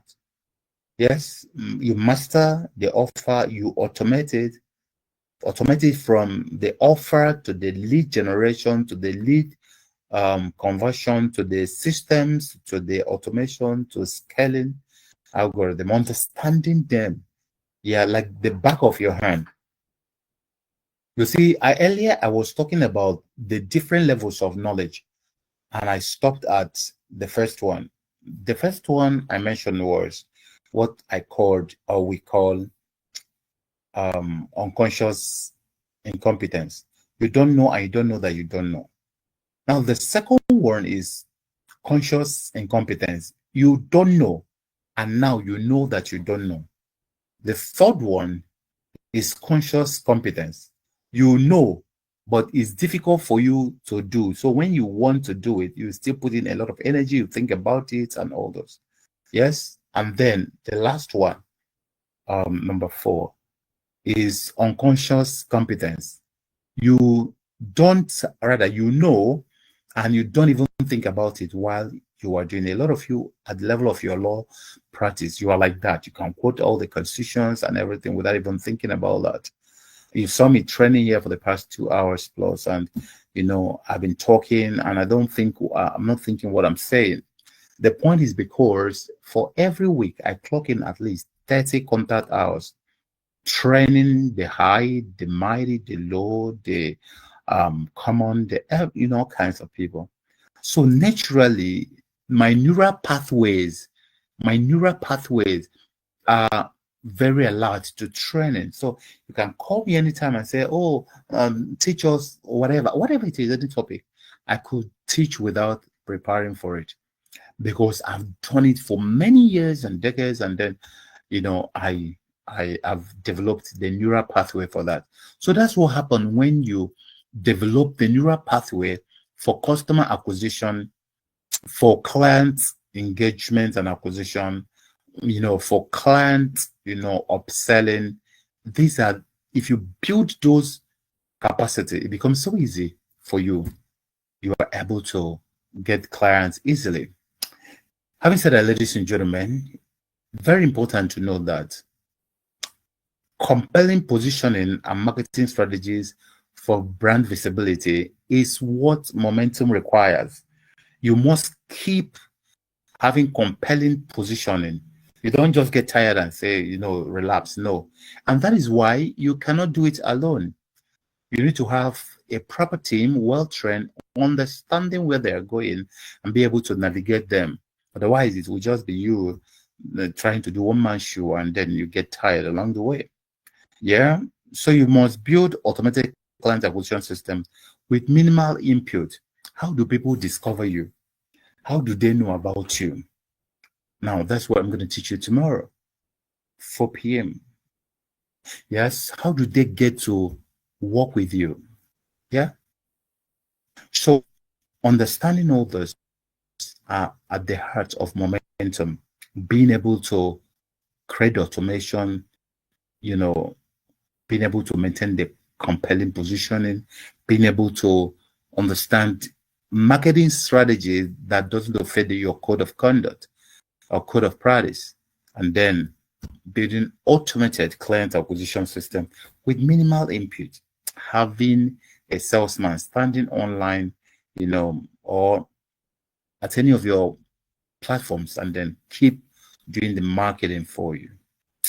So I want to stop here because we've shot over our time, but I please will want to take your um reactions. Yes, I want you to tell me what you have picked today in the class. So if you raise your hands, I will unmute you to talk. Kindly raise your hands. Yeah, I want to hear your voice. Tell me what you want. Yes, raise your hands. Okay, so I'm gonna mute you right now.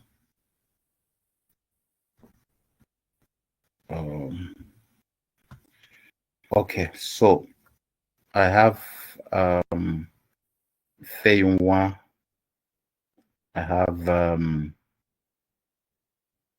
yeah, if you can you talk? I have Shola, I have Oluwatosi.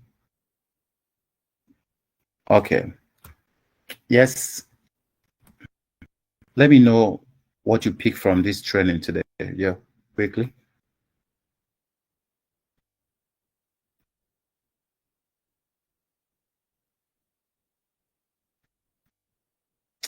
Yes. Good morning, everybody. Good morning, Can you ma'am. hear me? Yes, ma'am, we're hearing you. Okay, I wish to commend the organizers of this very insightful webinar. It kept me entertained all through, and I really appreciate the efforts and work that you put into the topic. Thank you. Well, I would say that from my own end, what I have, my takeaway from the webinar is the fact that you were able to put a difference between law practice and law as a business, and differentiating it from the way we take it as a practice. Yeah. And the way you also try to make our clients, to meet our clients' needs to the point that they will be dependent on us for so many things. Yes. Yes. So because I usually try to not to overshoot myself when Yeah. I'm interacting with my clients. I try not to be too forward. I try not to be seen as desperate when you are briefing me, for example, for recovery of premises, Yeah. and somewhere along the line, I know that the client will also need my service as a lawyer to pay his annual return, or to get one or two documents filled out, or to do one or two legal drafting for him or her. But in the bid for me not to appear desperate, or for me not to want to flaunt the rules of professional conduct, Yeah. I normally put myself out there by asking you questions beyond the current brief, beyond Yeah. what you have briefed me for. So, but somehow I have learned how to subtly apply wisdom and get more out of my client Yeah. than he or she is presenting. So that is Yeah. my take away from all of this, even though I'm kind of distracted at some point in time or the other, either by virtue of the house chores, the kids, and the poor network from my end. But in all, I followed, yes, and I've learned a great deal. Thank you so much for your time. Thank you, ma'am. Thank you. So when it comes, that's why I talked about this as more of a love affair. Is something that you must know that this person you are dealing with is a human being.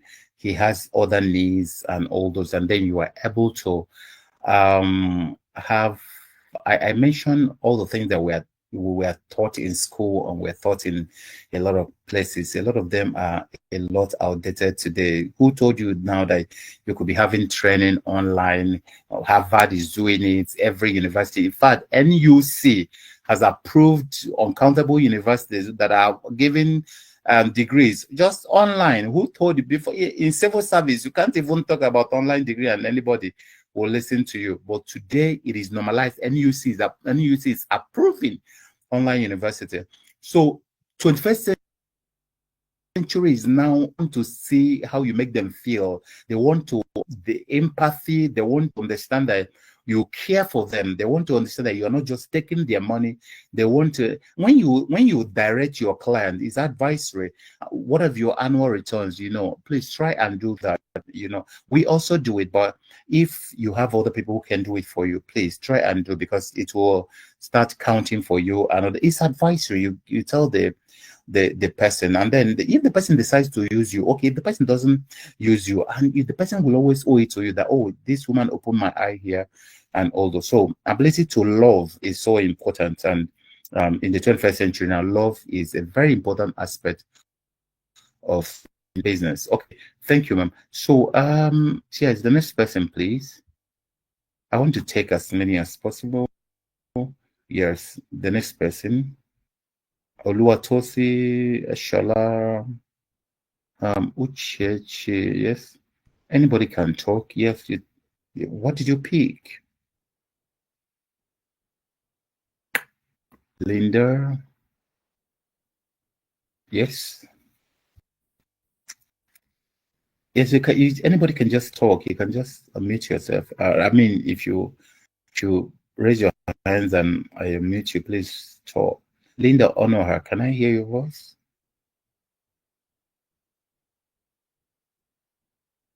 Hello, Linda.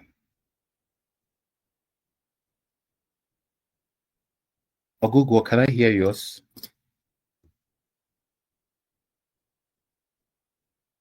Okay, Oluwatosi, Shola, Uchechi, okay. Yeah, go ahead. Yes, good morning. Good morning. Good morning. I want to thank the organizers of this program because it's really been an impactful one. I have taken my time listening to you down from when you were talking about the issues that has to do with us being able to bring out the best in our law practice.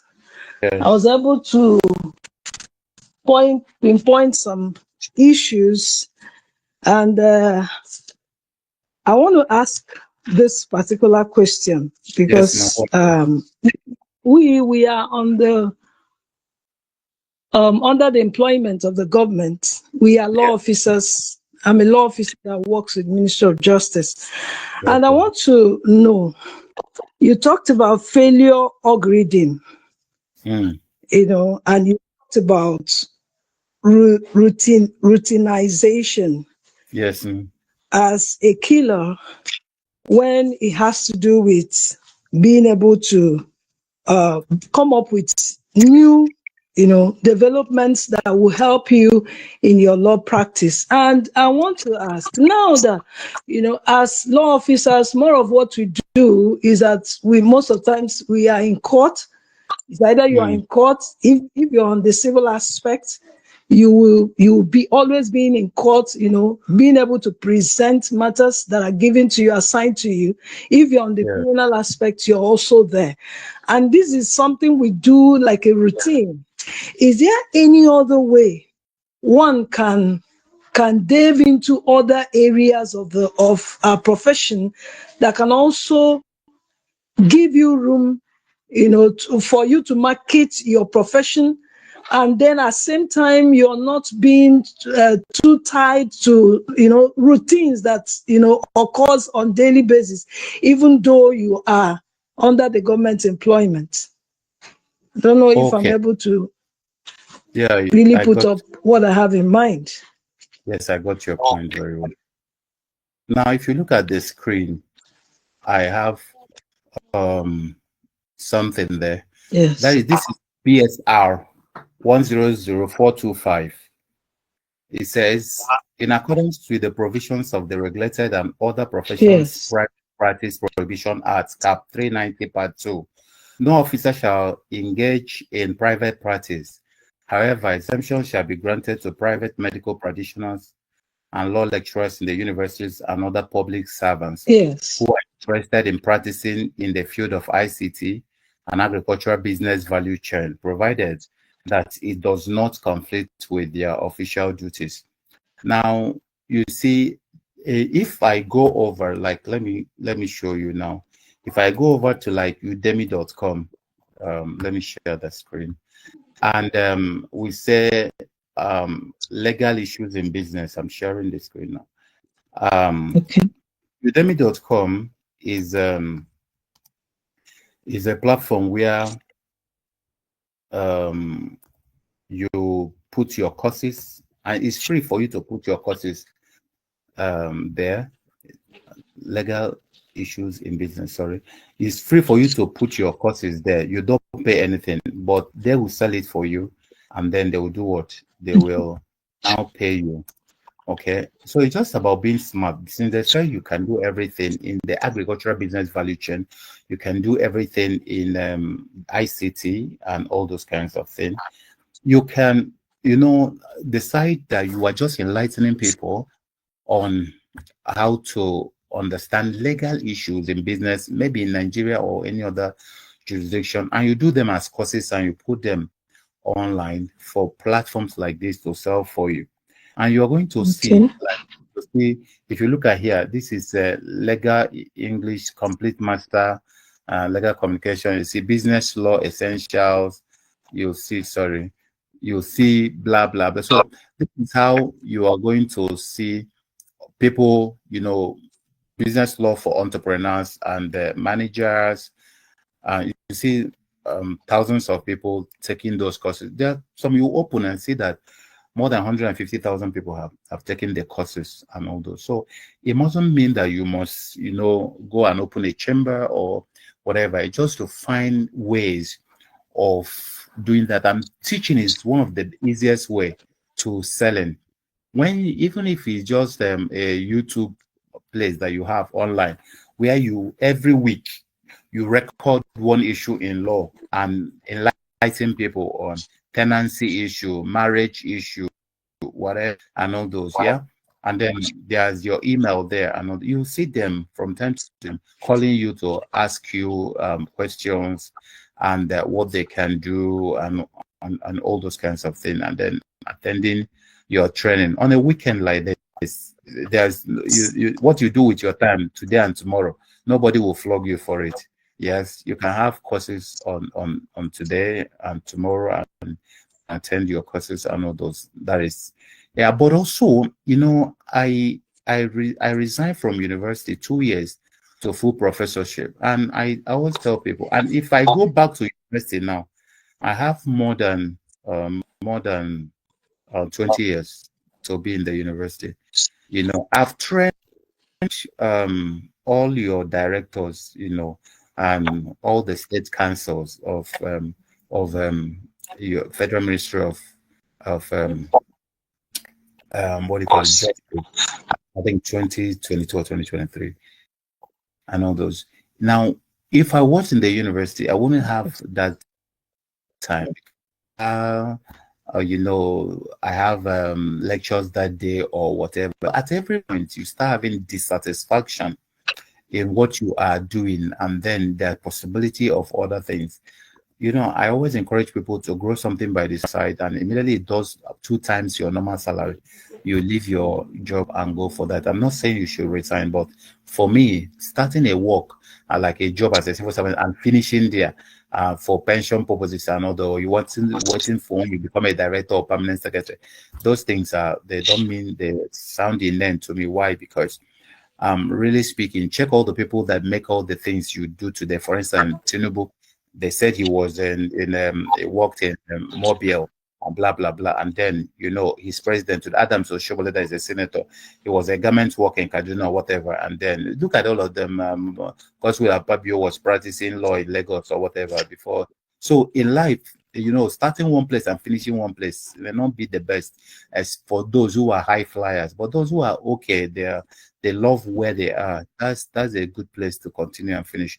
So my advice is, anytime you are not very, very happy or comfortable, or you feel you can do more in life, start planning. Give yourself 24 to 36 months and then exit. Yeah, and all those. Everybody who retires from some of the MDAs, military, paramilitary, and some of the MDAs, they pass through my programs, because we have returnship with a lot of them. And I found that when people retire between 12 to 36 months, no matter how much they have made in civil service, either they are, unless they rework themselves and reorganize themselves, either they are permanently depressed, or they become very ill, or they have terminal illnesses, or they become poor, or they suffer divorce, or people just scam them of their wealth, or they open businesses that will fail, and at the end of the day, all the 30-something years they spend, somebody will just take it away from them by virtue of workers and managers. They go to square A and square B and all that. So for me, anytime you start feeling you can do more with life, I think also prayerfully look in that direction. I think that's a side advice. That's not what you ask anyway. Yes. Thank you. Thank you very much. Thank you, ma'am. The next person, please. Yes. Can you hear me?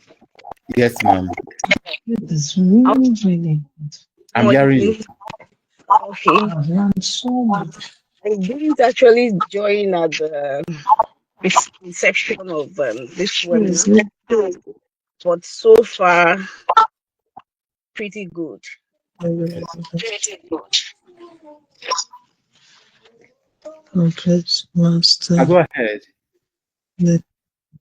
Let me focus on what was. Hello. Yes, ma. We're hearing you, ma. Okay. All right. Let me focus on what is most important in everything you have taught this morning, and that's intentional consistency. Yes, ma'am. It's very important. That's what I didn't really. I saw this link on a lawyer's platform that has to do with elections, and on a regular, I wouldn't even bat an eyelid. But when I looked through, I had a hunch. Try it, because I'm always hunting for more knowledge. It's very important and critical that lawyers begin to run with the tide, like you've said, and the emphasis you gave to it about consistency. That is, you have to lose comfort. You don't have to be comfortable with where you are per time for you to move to the next level. Let me give an example. I'm majorly an adoption provider. Okay, that's why you're having a call by 12 midnight and counseling a client or whoever till over 4 hours resonates with me, because I get clients. I have clients now who have become not just clients but family friends, and so they call me anytime. Yesterday I got a call by 8 a.m. Now I had a brief that had to do with fintech for a lawyer who is majorly involved in adoption legal services. Yeah. If I wasn't tech savvy, if I didn't know what to do, I had to look up ISA, because I was going to sit down with some people at the SEC and negotiate and do a lot of things, and just the legal services in case if we couldn't resolve it and we're getting to court. So, but that's IT thing makes it easier and faster for you to access every information from anywhere at any point. And I was able to look at ISA. I equipped myself, and fortunately, by the time we got there, we were speaking things that had to do with what I looked up. The the summary of the entire thing is that I really applaud you that the entirety of, I didn't join at the inception, like I said earlier, but from what I have learned from the point that I joined, honestly, I'm not losing it, and I'm sure I'm not recovering from it anytime soon. In fact, Thank I sent the you. message that I want to do a collaboration. I want to go beyond here with you and your organization. Okay. Thank So you, ma'am. what I'm simply saying is, it is important that we as lawyers, that we move with the tide. The tide is moving. And what's that tide? That tide is IT. You mentioned it, AI, all manner. But just get on with the tide so that you can actually grow. True. And having said that, the summary is that you're telling us today that we should be consistent with innovation. It's just everything is everything in one piece with every other thing that you're teaching. Because if you're not actually moving with the tide, you're not changing, you're too comfortable where you are, then nobody will even be able to learn. Just like you said, there are people who are willing and able, because there are people who have made up their mind to make progress, to move to the next level. And if you don't equip yourself, you can't get there. So that equipment is innovation. How do you evolve? You change strategy, you move, you don't just get comfortable. Of course, it comes with a lot of discomfort and of course sacrifices. Like you said, yes, the economy is biting, but if you really want to distinguish yourself and stand away from even the biting, actually, you have to make sacrifices. So I thank you and I appreciate you, and I must say it has really been insightful. Thank you. So God bless you. Thank you. Amen. Thank you so much. Amen. Okay. Amazing contribution. Thank you, ma'am. Shola, can you say something? Uchechi, Nkoli. Yes. Can I have them? I'm ready to hear everything. And then also, if you have questions, please, you ask. Yes, it's very important for me. Olushola, please. I want to hear what you have to say, please. Samuel. Yes, those who raised their hands, please, can you speak? Are you finding it difficult to unmute yourself because I've unmuted you from here? Morning. Good morning. Good morning, ma'am. I'm Olushola, and it's just a commendation. I really want to commend you for this time. I wasn't expecting much from it because, just confession, I wasn't expecting much from it because when I saw it was free, I was just like, oh, let me just see what it's going to be about. But when you started speaking, I sat up. I was going to do other things while listening, but when you started speaking, I sat up. I said, okay, I don't have an excuse. Then there was a point you started talking that your excuses are valid, they are good, but it's not really good to have an excuse. Then another thing is, I'm just going to speak quickly. Another thing I noticed is that if I'm going to build a law firm, I need to partner with my staff. And I saw you doing a lot of it, even today, saying, oh, if my staff can do this, my staff can do, making them feel involved in what you are even doing, even though they are not speaking. So that's the key point. I took I took a lot of things. So I just want to speak quickly for others to speak. And those are the things I took today. And I want to commend you for this free session. And I'm sure I'm going to do other sessions with you. Thank you. Thank you. Please, I sincerely appreciate it. Thank you. Okay. Thank you. Nkoli. Can you hear me, Mr. Sean? Yes, ma'am. I can hear you, ma'am. Thank you so much for this session. It's been so insightful and impactful. Thank you. I think it will be foolhardy for lawyers to rely only on their LLB and BL. I think they need to, try to learn, unlearn, and relearn, just like you said. Yes. For me, I have an online. I have a website where I share legal insights, digital solutions, and self-improvements. I've tried to productize my services. I built the website myself. Wow. I did the marketing, so I had a little issues setting up that services on my website. So I think that is where your organization will have to come in. Okay. I need to take the virtual services package you just advertised. I just want to thank you so much for giving out all this free of charge. I will contact you and then we can hit the ground running from there. Thank you so much. Another question I have is, please, which website did you put up where lawyers can go and take those courses? Aside there was one I saw for 10,000 and categorized. Which website was that, please? Our own is CPD. I think it's on the board. CPD www.cpdtrainingforlawyers.online. CPD training. There's another one you just put up and took down before you put up this slide. Is it the one I said that you can put your courses there and people can buy? Sorry, say that again. The one when I was talking to the mommy from Federal Ministry of Justice, the one I said you can put your courses there and people can buy. Yes. Okay. Which website is that? Yes, that is Udemy. Udemy. Udemy.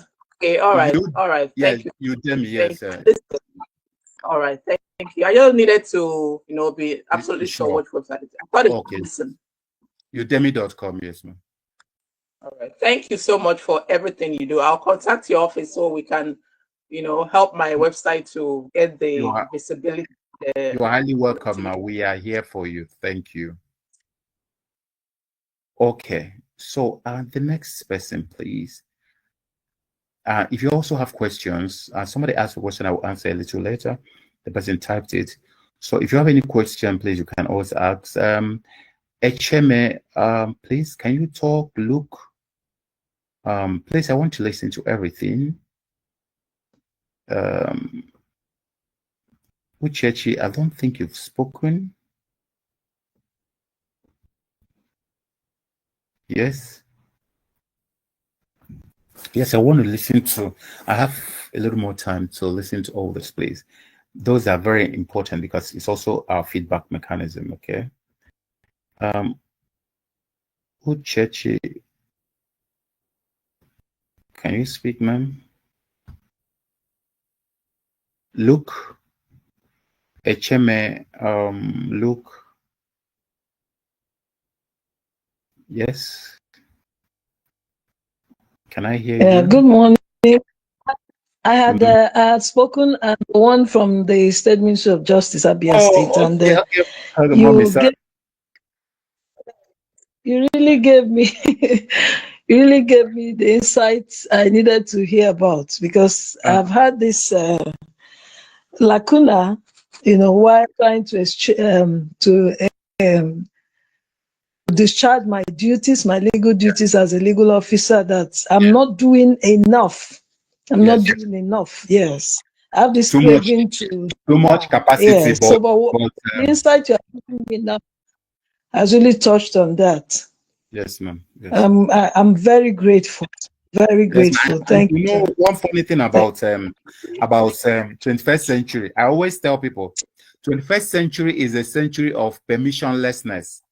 In other words, for instance, if you keep developing things and putting on YouTube, for instance, and pay, immediately you get to 1,000 subscription and 4,000,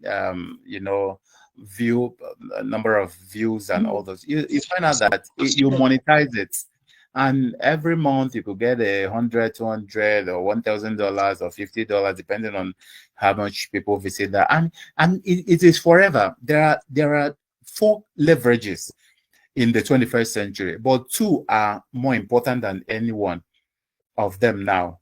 We have capital, we have labor, then we have media, and we have code. So code and media at the highest level of what we call leverage in the 21st century, because what we are doing now, whether it's Zoho or Meet or YouTube, they are all just code. And then this thing we are producing is media. If you go online, you see people. You saw Jerry a few days ago has made more than 10 billion from his YouTube. Okay, more than 10 billion. He didn't set out to do. He set out to pray. Yeah. And then now, apart from praying on that platform, now YouTube is paying him money for the number of people he brings to YouTube and people who I don't think when he started, he set out to come and earn YouTube money. But you see, he's also changing life from his own perspective or whatever he's doing. And people also pay tithes and pay whatever. But you see, he's also, that thing he has there on YouTube, whether he's alive or dead, those prayers will still be there forever. People will wake up in the midnight and go and have access to those prayers. He will still end even when he's 1,000,000 years old and when his children will come. So code and media are the highest level of leverage in the 21st century. And that's why I encourage everybody to be part of the program tomorrow, where you understand the joining of business and tech together. So thank you, Auntie Chechi. Sorry, I didn't know you had spoken before. Sir. Yes. Thank you, sir. Thank you. Okay. Yes. Okay. So I think I have 5 more minutes, please. Can I hear from Luke and HMA and yes, Oluwatosin? Can I hear from you? Then I answer the question from somebody who, yeah, very quickly. Yes, good morning. Sir. Yes, sir. Good morning. Sir. Yes. I want to array of others who are complementing this program. Thank you, and sir. I want to urge you, if there's any way, the senior lawyers master class, which is for 3.5 million, if there's any way that concessions can be given so that a vast majority of lawyers could be able to have the privilege to attend. Because I feel law, in most cases, the way we practice it, lots of lawyers are in penury. They don't have the wherewithal to attend the courses as they seem to be. True. If there's any way that you can give us the concession to attend. I'm saying this because even while I was studying law, I remember my stepmom saying that, is it law that I'm going to read? Lawyers that they use only one shoe, they wear shoe until the sole is off and all that. But yet I still persisted, and I can say that because I'm a lawyer now, I'm able to have the voice in the family. There's no decision they take at family level that I'm not, they don't try to know what I think. True. It has really empowered me, and yes. I am somebody who is willing to know more and to do more in terms of knowledge acquisition. So Yes, I was work personally with you because I see how insightful this program. I took it casually to join, but I know you are somebody I can, so that maybe I'll be able to have the opportunity of mentorship. Thank you very much. Thank you, Uncle Luke. Thank you so much. I highly appreciate it. You know, the law profession, very prestigious, very powerful, but in third world countries, I don't know what we are, you know, and especially also because of how governments and the politicians have also messed up the system. So the level of trust in that system is also affecting those who use it as their profession too. So I can comfortably understand what you are saying and others. Thank you very much for coming. I appreciate you, sir. HMA, please, can you say something? And then, yes, I think Samuel. Can I hear from these two, and then I answer the question and then wind down here. While I'm HMA, can you say I'm not hearing you, sir?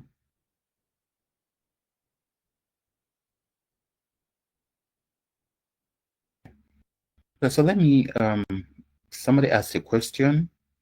Somebody said, sir, can you tell them to introduce themselves with their name before saying what they learned? I'm not seeing that. Oh, sorry there. I didn't see this on time. Okay. So now somebody asked a question. Somebody said, okay, somebody asked about WhatsApp number for payments. Okay, 090-555 99925. Okay, please. Our WhatsApp number that you can get us with 090555 99925 090555 99925. Okay, for that person who asked that question, please, you can see that. Okay, so the webinar has made me see the technical dimension of law practice. Thank you, Temi. I appreciate.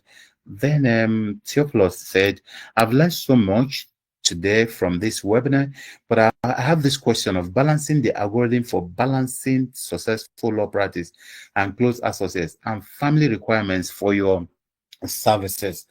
Very important question, Theophilus. I wouldn't know if you are still here, okay? But you see, I developed what I called an algorithm for, the proper measurement of wealth. Yeah. I call it 5 spectrums of wealth. Now, I will mention them because your question is very relevant. Now, before I mention them, let me tell you that there are a lot of people who have studied people who were dying, especially those who worked in hospices, like aged people's homes and all those. And they were able to see people who were dying or who were, invalids and all those. And they say that people regret just few things when they are dying. And one of the things they regret is not giving enough time to their families. Okay, that's one of the things they regret. So I comfortably understand what you said, and I sincerely appreciate it. Yeah. So now the major thing is there are few things you must know if you must make wealth. And these 5 things I'm going to mention, you must have them, all of them. You must have all these 5 things I'm going to mention. You must have them at the same time. You must have them at the same time. Not that you have these 2 and you don't have the other 2. So number 1 is what we call health and wellness. Health and wellness has to do with your ability to be healthy in your body and well in your psyche. It involves quite a lot, but this is not a wellness class, so I may have I may not try to go deeper. But you see, there are few things to check when you look at your health. Number 1 is to look at the food you eat. Yes.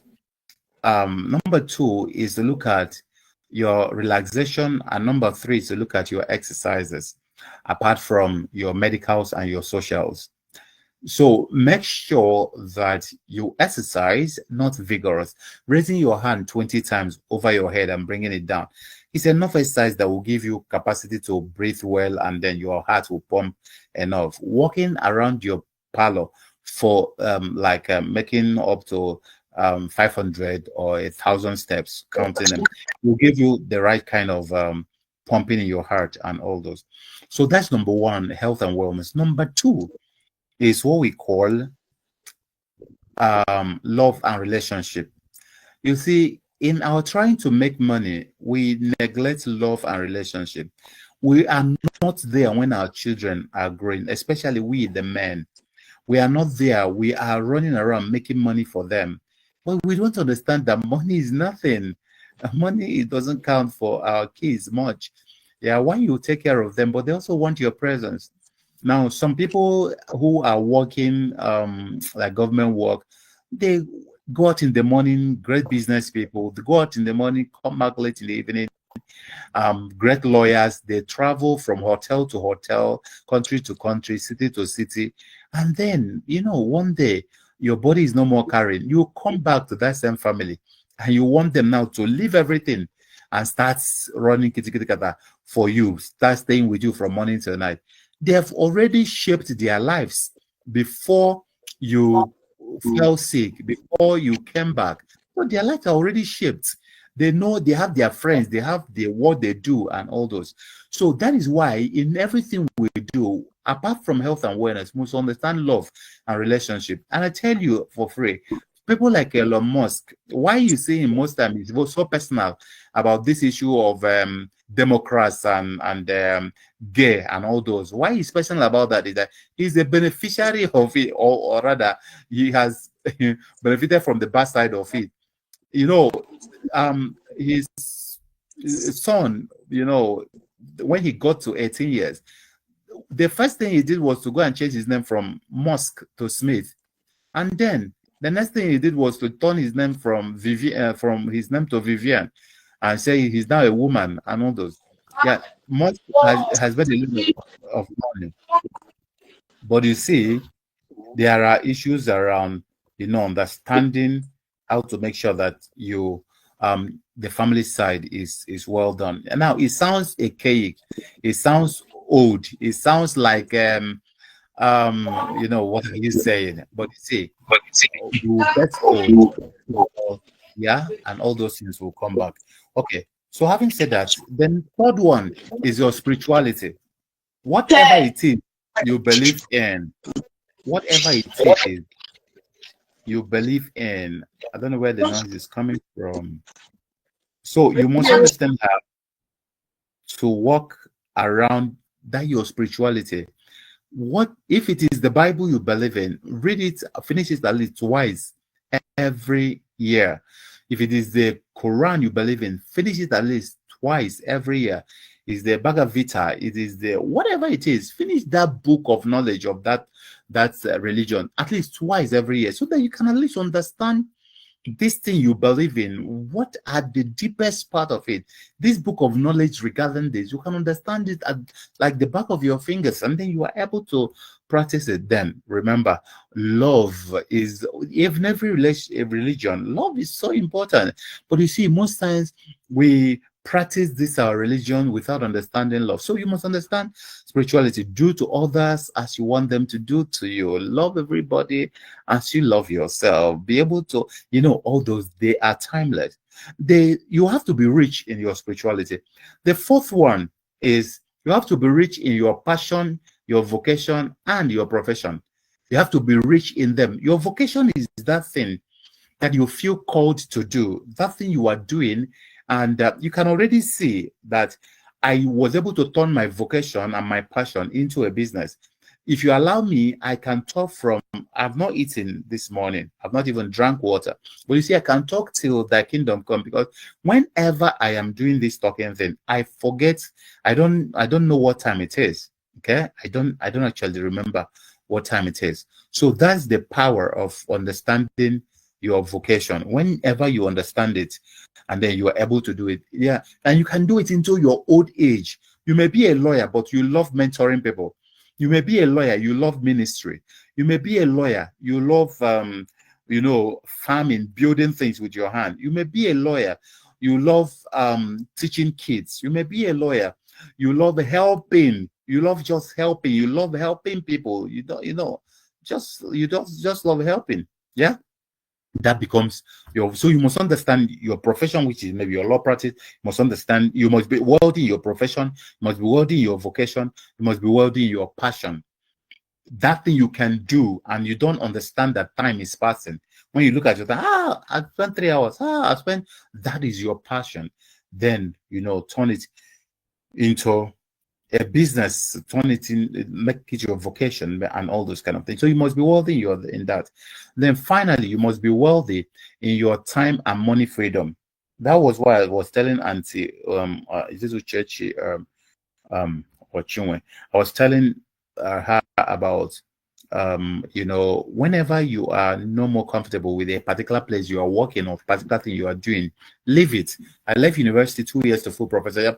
You could stay. You could say the money I make in a week now could be my 20-year salary in the university. Sometime, you know, more, sometime a little less. The point is that because I'm still teaching, I'm president of a business school, but I teach what I want to teach now. Not so, I don't mark scripts now. I hate marking scripts. I've been a best student all my life, but I don't like marking scripts. I like marking people. I want people to do their mistake, learn from it, and convert themselves and all that. But when you mark them, I feel somehow marking people. Yeah, because somebody who may not write well, may be intelligent in another thing, maybe in sports. Also, when I mark him based on the fact that he didn't write good English or he didn't get my question right or whatever, I feel terrible. So over time, I wasn't interested and I left. Okay, so your ability to understand that even as you make the money, you need time. Yes, and then you need the money. So that because you have good health and wellness, you have love and relationship, your spirituality and your profession, your vocation and your passion, that doesn't exonerate you from being wealthy in your money making, your finance, and being wealthy in your time. Having time, if I decide not to come here this morning, nobody will flog me. If I decide to come, nobody will flog me. If I decide I don't want to work again, I have workers who work and all those. Yeah. But you see, if you keep me somewhere and lock me up and I don't teach for 3 months, I may have a very serious illness because, that's the way I'm built. That's the way I love, expressing myself. So, sir, Theophilus, having said that, the truth is that if anybody wants to be happy in life, you must be wealthy in these 5 things at the same time. Not you're wealthy in one and you're not wealthy in the other. And I repeat them as I conclude. Number 1, you must be wealthy in your health and wellness. Because when you lose your health, no other thing matters. Number 2, you must be healthy in your love and relationship. Love is everything. Love is so beautiful. Yes, love your family, love your people, love people around you, love your workers, love your clients, love. Yeah, that doesn't mean you take nonsense, okay? Even people like, what do you call him? Peter, that Jesus loved so much. Yeah, he called him, Satan, get behind me, when he was doing the wrong thing. So you have to understand that. Number 3, spirituality. You must be wealthy in your spirituality, whatever that means to you. Number 4, you must be wealthy in your profession, your vocation, and your passion. And number 5, you must be wealthy in your time and money freedom. Yes, and that's why I encourage you to come tomorrow and take that program so that you are going to start automating what you do and then start having time for yourself even the more while your business is running. Yes, I want to appreciate you guys for listening in. Thank you very much, and God bless you. See you in class tomorrow, and then we hope to see more of you. Okay, I think Deborah, do you want to say something?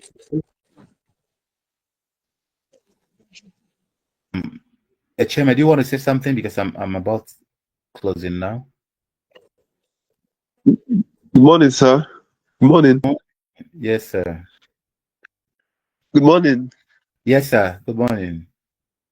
This is man. Sorry, I was trying to log in, but on mute, but I had network issues. Oh, okay. I was wondering. Okay, so how are you, sir?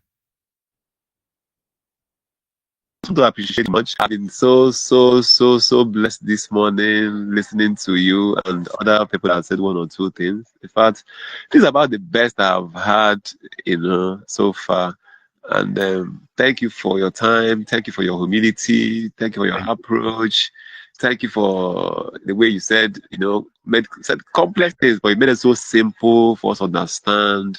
I would love to follow you, and I call you a coach. You're a good coach. You're a very good coach and a good mentor.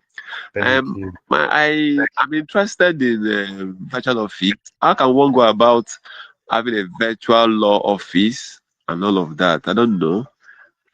I'm really interested in setting up a virtual law practice or law office. Thank you. Okay, so thank you very much. So it's one of the courses on our book here. I hope you could go to CPD training for lawyers.online/courses. We are going to see the course there. What we do in that course is that we disambiguate your practice into how it matters for you, looking at your level of IT knowledge and looking at all the tools that will fit what you are doing, whether you have a physical office first, whether you are operating in different jurisdictions. You have office in London and US, and then you have in Abuja and Lagos, and then maybe you are in Owerri or Port Harcourt. How do you all integrate all of this? So we're going to look at all the CRM, like customer relationship management and ERPs, enterprise tools that you can use and how to automate them, from the customers to your workers, to how you make sure that there's performance management system. All those are the things we look at in establishing that, so that they're all integrated into one, and then you can easily also check your back end and you are able to do all that. If you look at your law practice, if you sit down and work on the business, you can divide them into the one that is about going to court, the one that is about collecting your money, the one that is about getting clients, the one that is about taking brief, the one that is about putting yourself out there, the one that is maintaining relationships, the one that is about making sure that those who are owing paid, the one that is about keeping tab with the clients, the one that is about maintaining a relationship with your staff members, and the one that is about performance management, making sure that they do their work. These are all the different aspects that we plug into the system, and then the system becomes something that you can handle, and in a simple way. So that's what the training does for you. So look at that, and then it's among the CPD programs that you can do for, and you have the points. I know that by this time of the year, almost every one of you has gotten his or her point. We're a little new to the program, so we are making sure that we offer value, and as we get to when you want to renew, that will be your option. But just check that website, cpdtrainingforlawyers.online/courses, and then you'll see the programs. But you can also reach us 090-555-99925. If you get there and you want my personal number, my workers will also give you my personal number, so that you can talk to me directly as Dr. Kali. And I like you already. I love the name Echeme, and then we can be friends. Thank you so much for your kind words. I sincerely appreciate you. So, ladies and gentlemen, thank you very much for being here today with me. I want to appreciate you, and I want to keep being your friend. I'm looking forward to seeing you in our subsequent courses, including tomorrow's course. God bless you, and tell your friends about us. In the next 1 hour, this program will be automatically sent to your email as an automated message. So if you, after 1 hour, that is in the next 1 hour, if you don't see it, you can check your spam and check your updates, and all those other places it will be there. But if you also don't see it, you can also message us 090-555-99925. We can send it directly to you, but it's automated to message to you.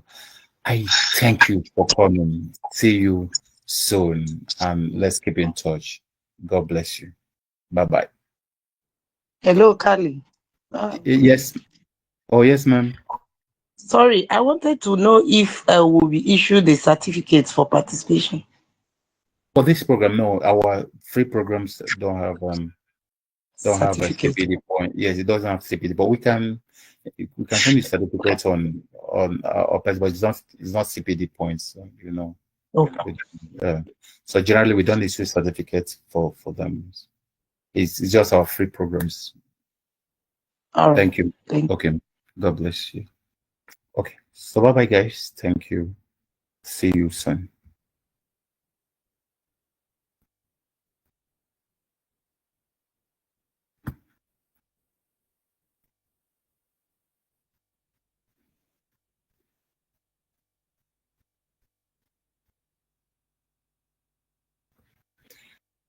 Oh, somebody said you didn't let me talk. Linda. Shit. And Linda, the only voice I wanted to hear was yours. So sorry, ma'am. So sorry. I didn't see your hand. Chai. Thank you, Auntie Rita. God bless you. I appreciate it. Okay, Linda, sorry about that, please. I just really wanted to hear your voice, but I didn't see that you were raising your hands. Sorry about it. Thank you, guys. Bye-bye.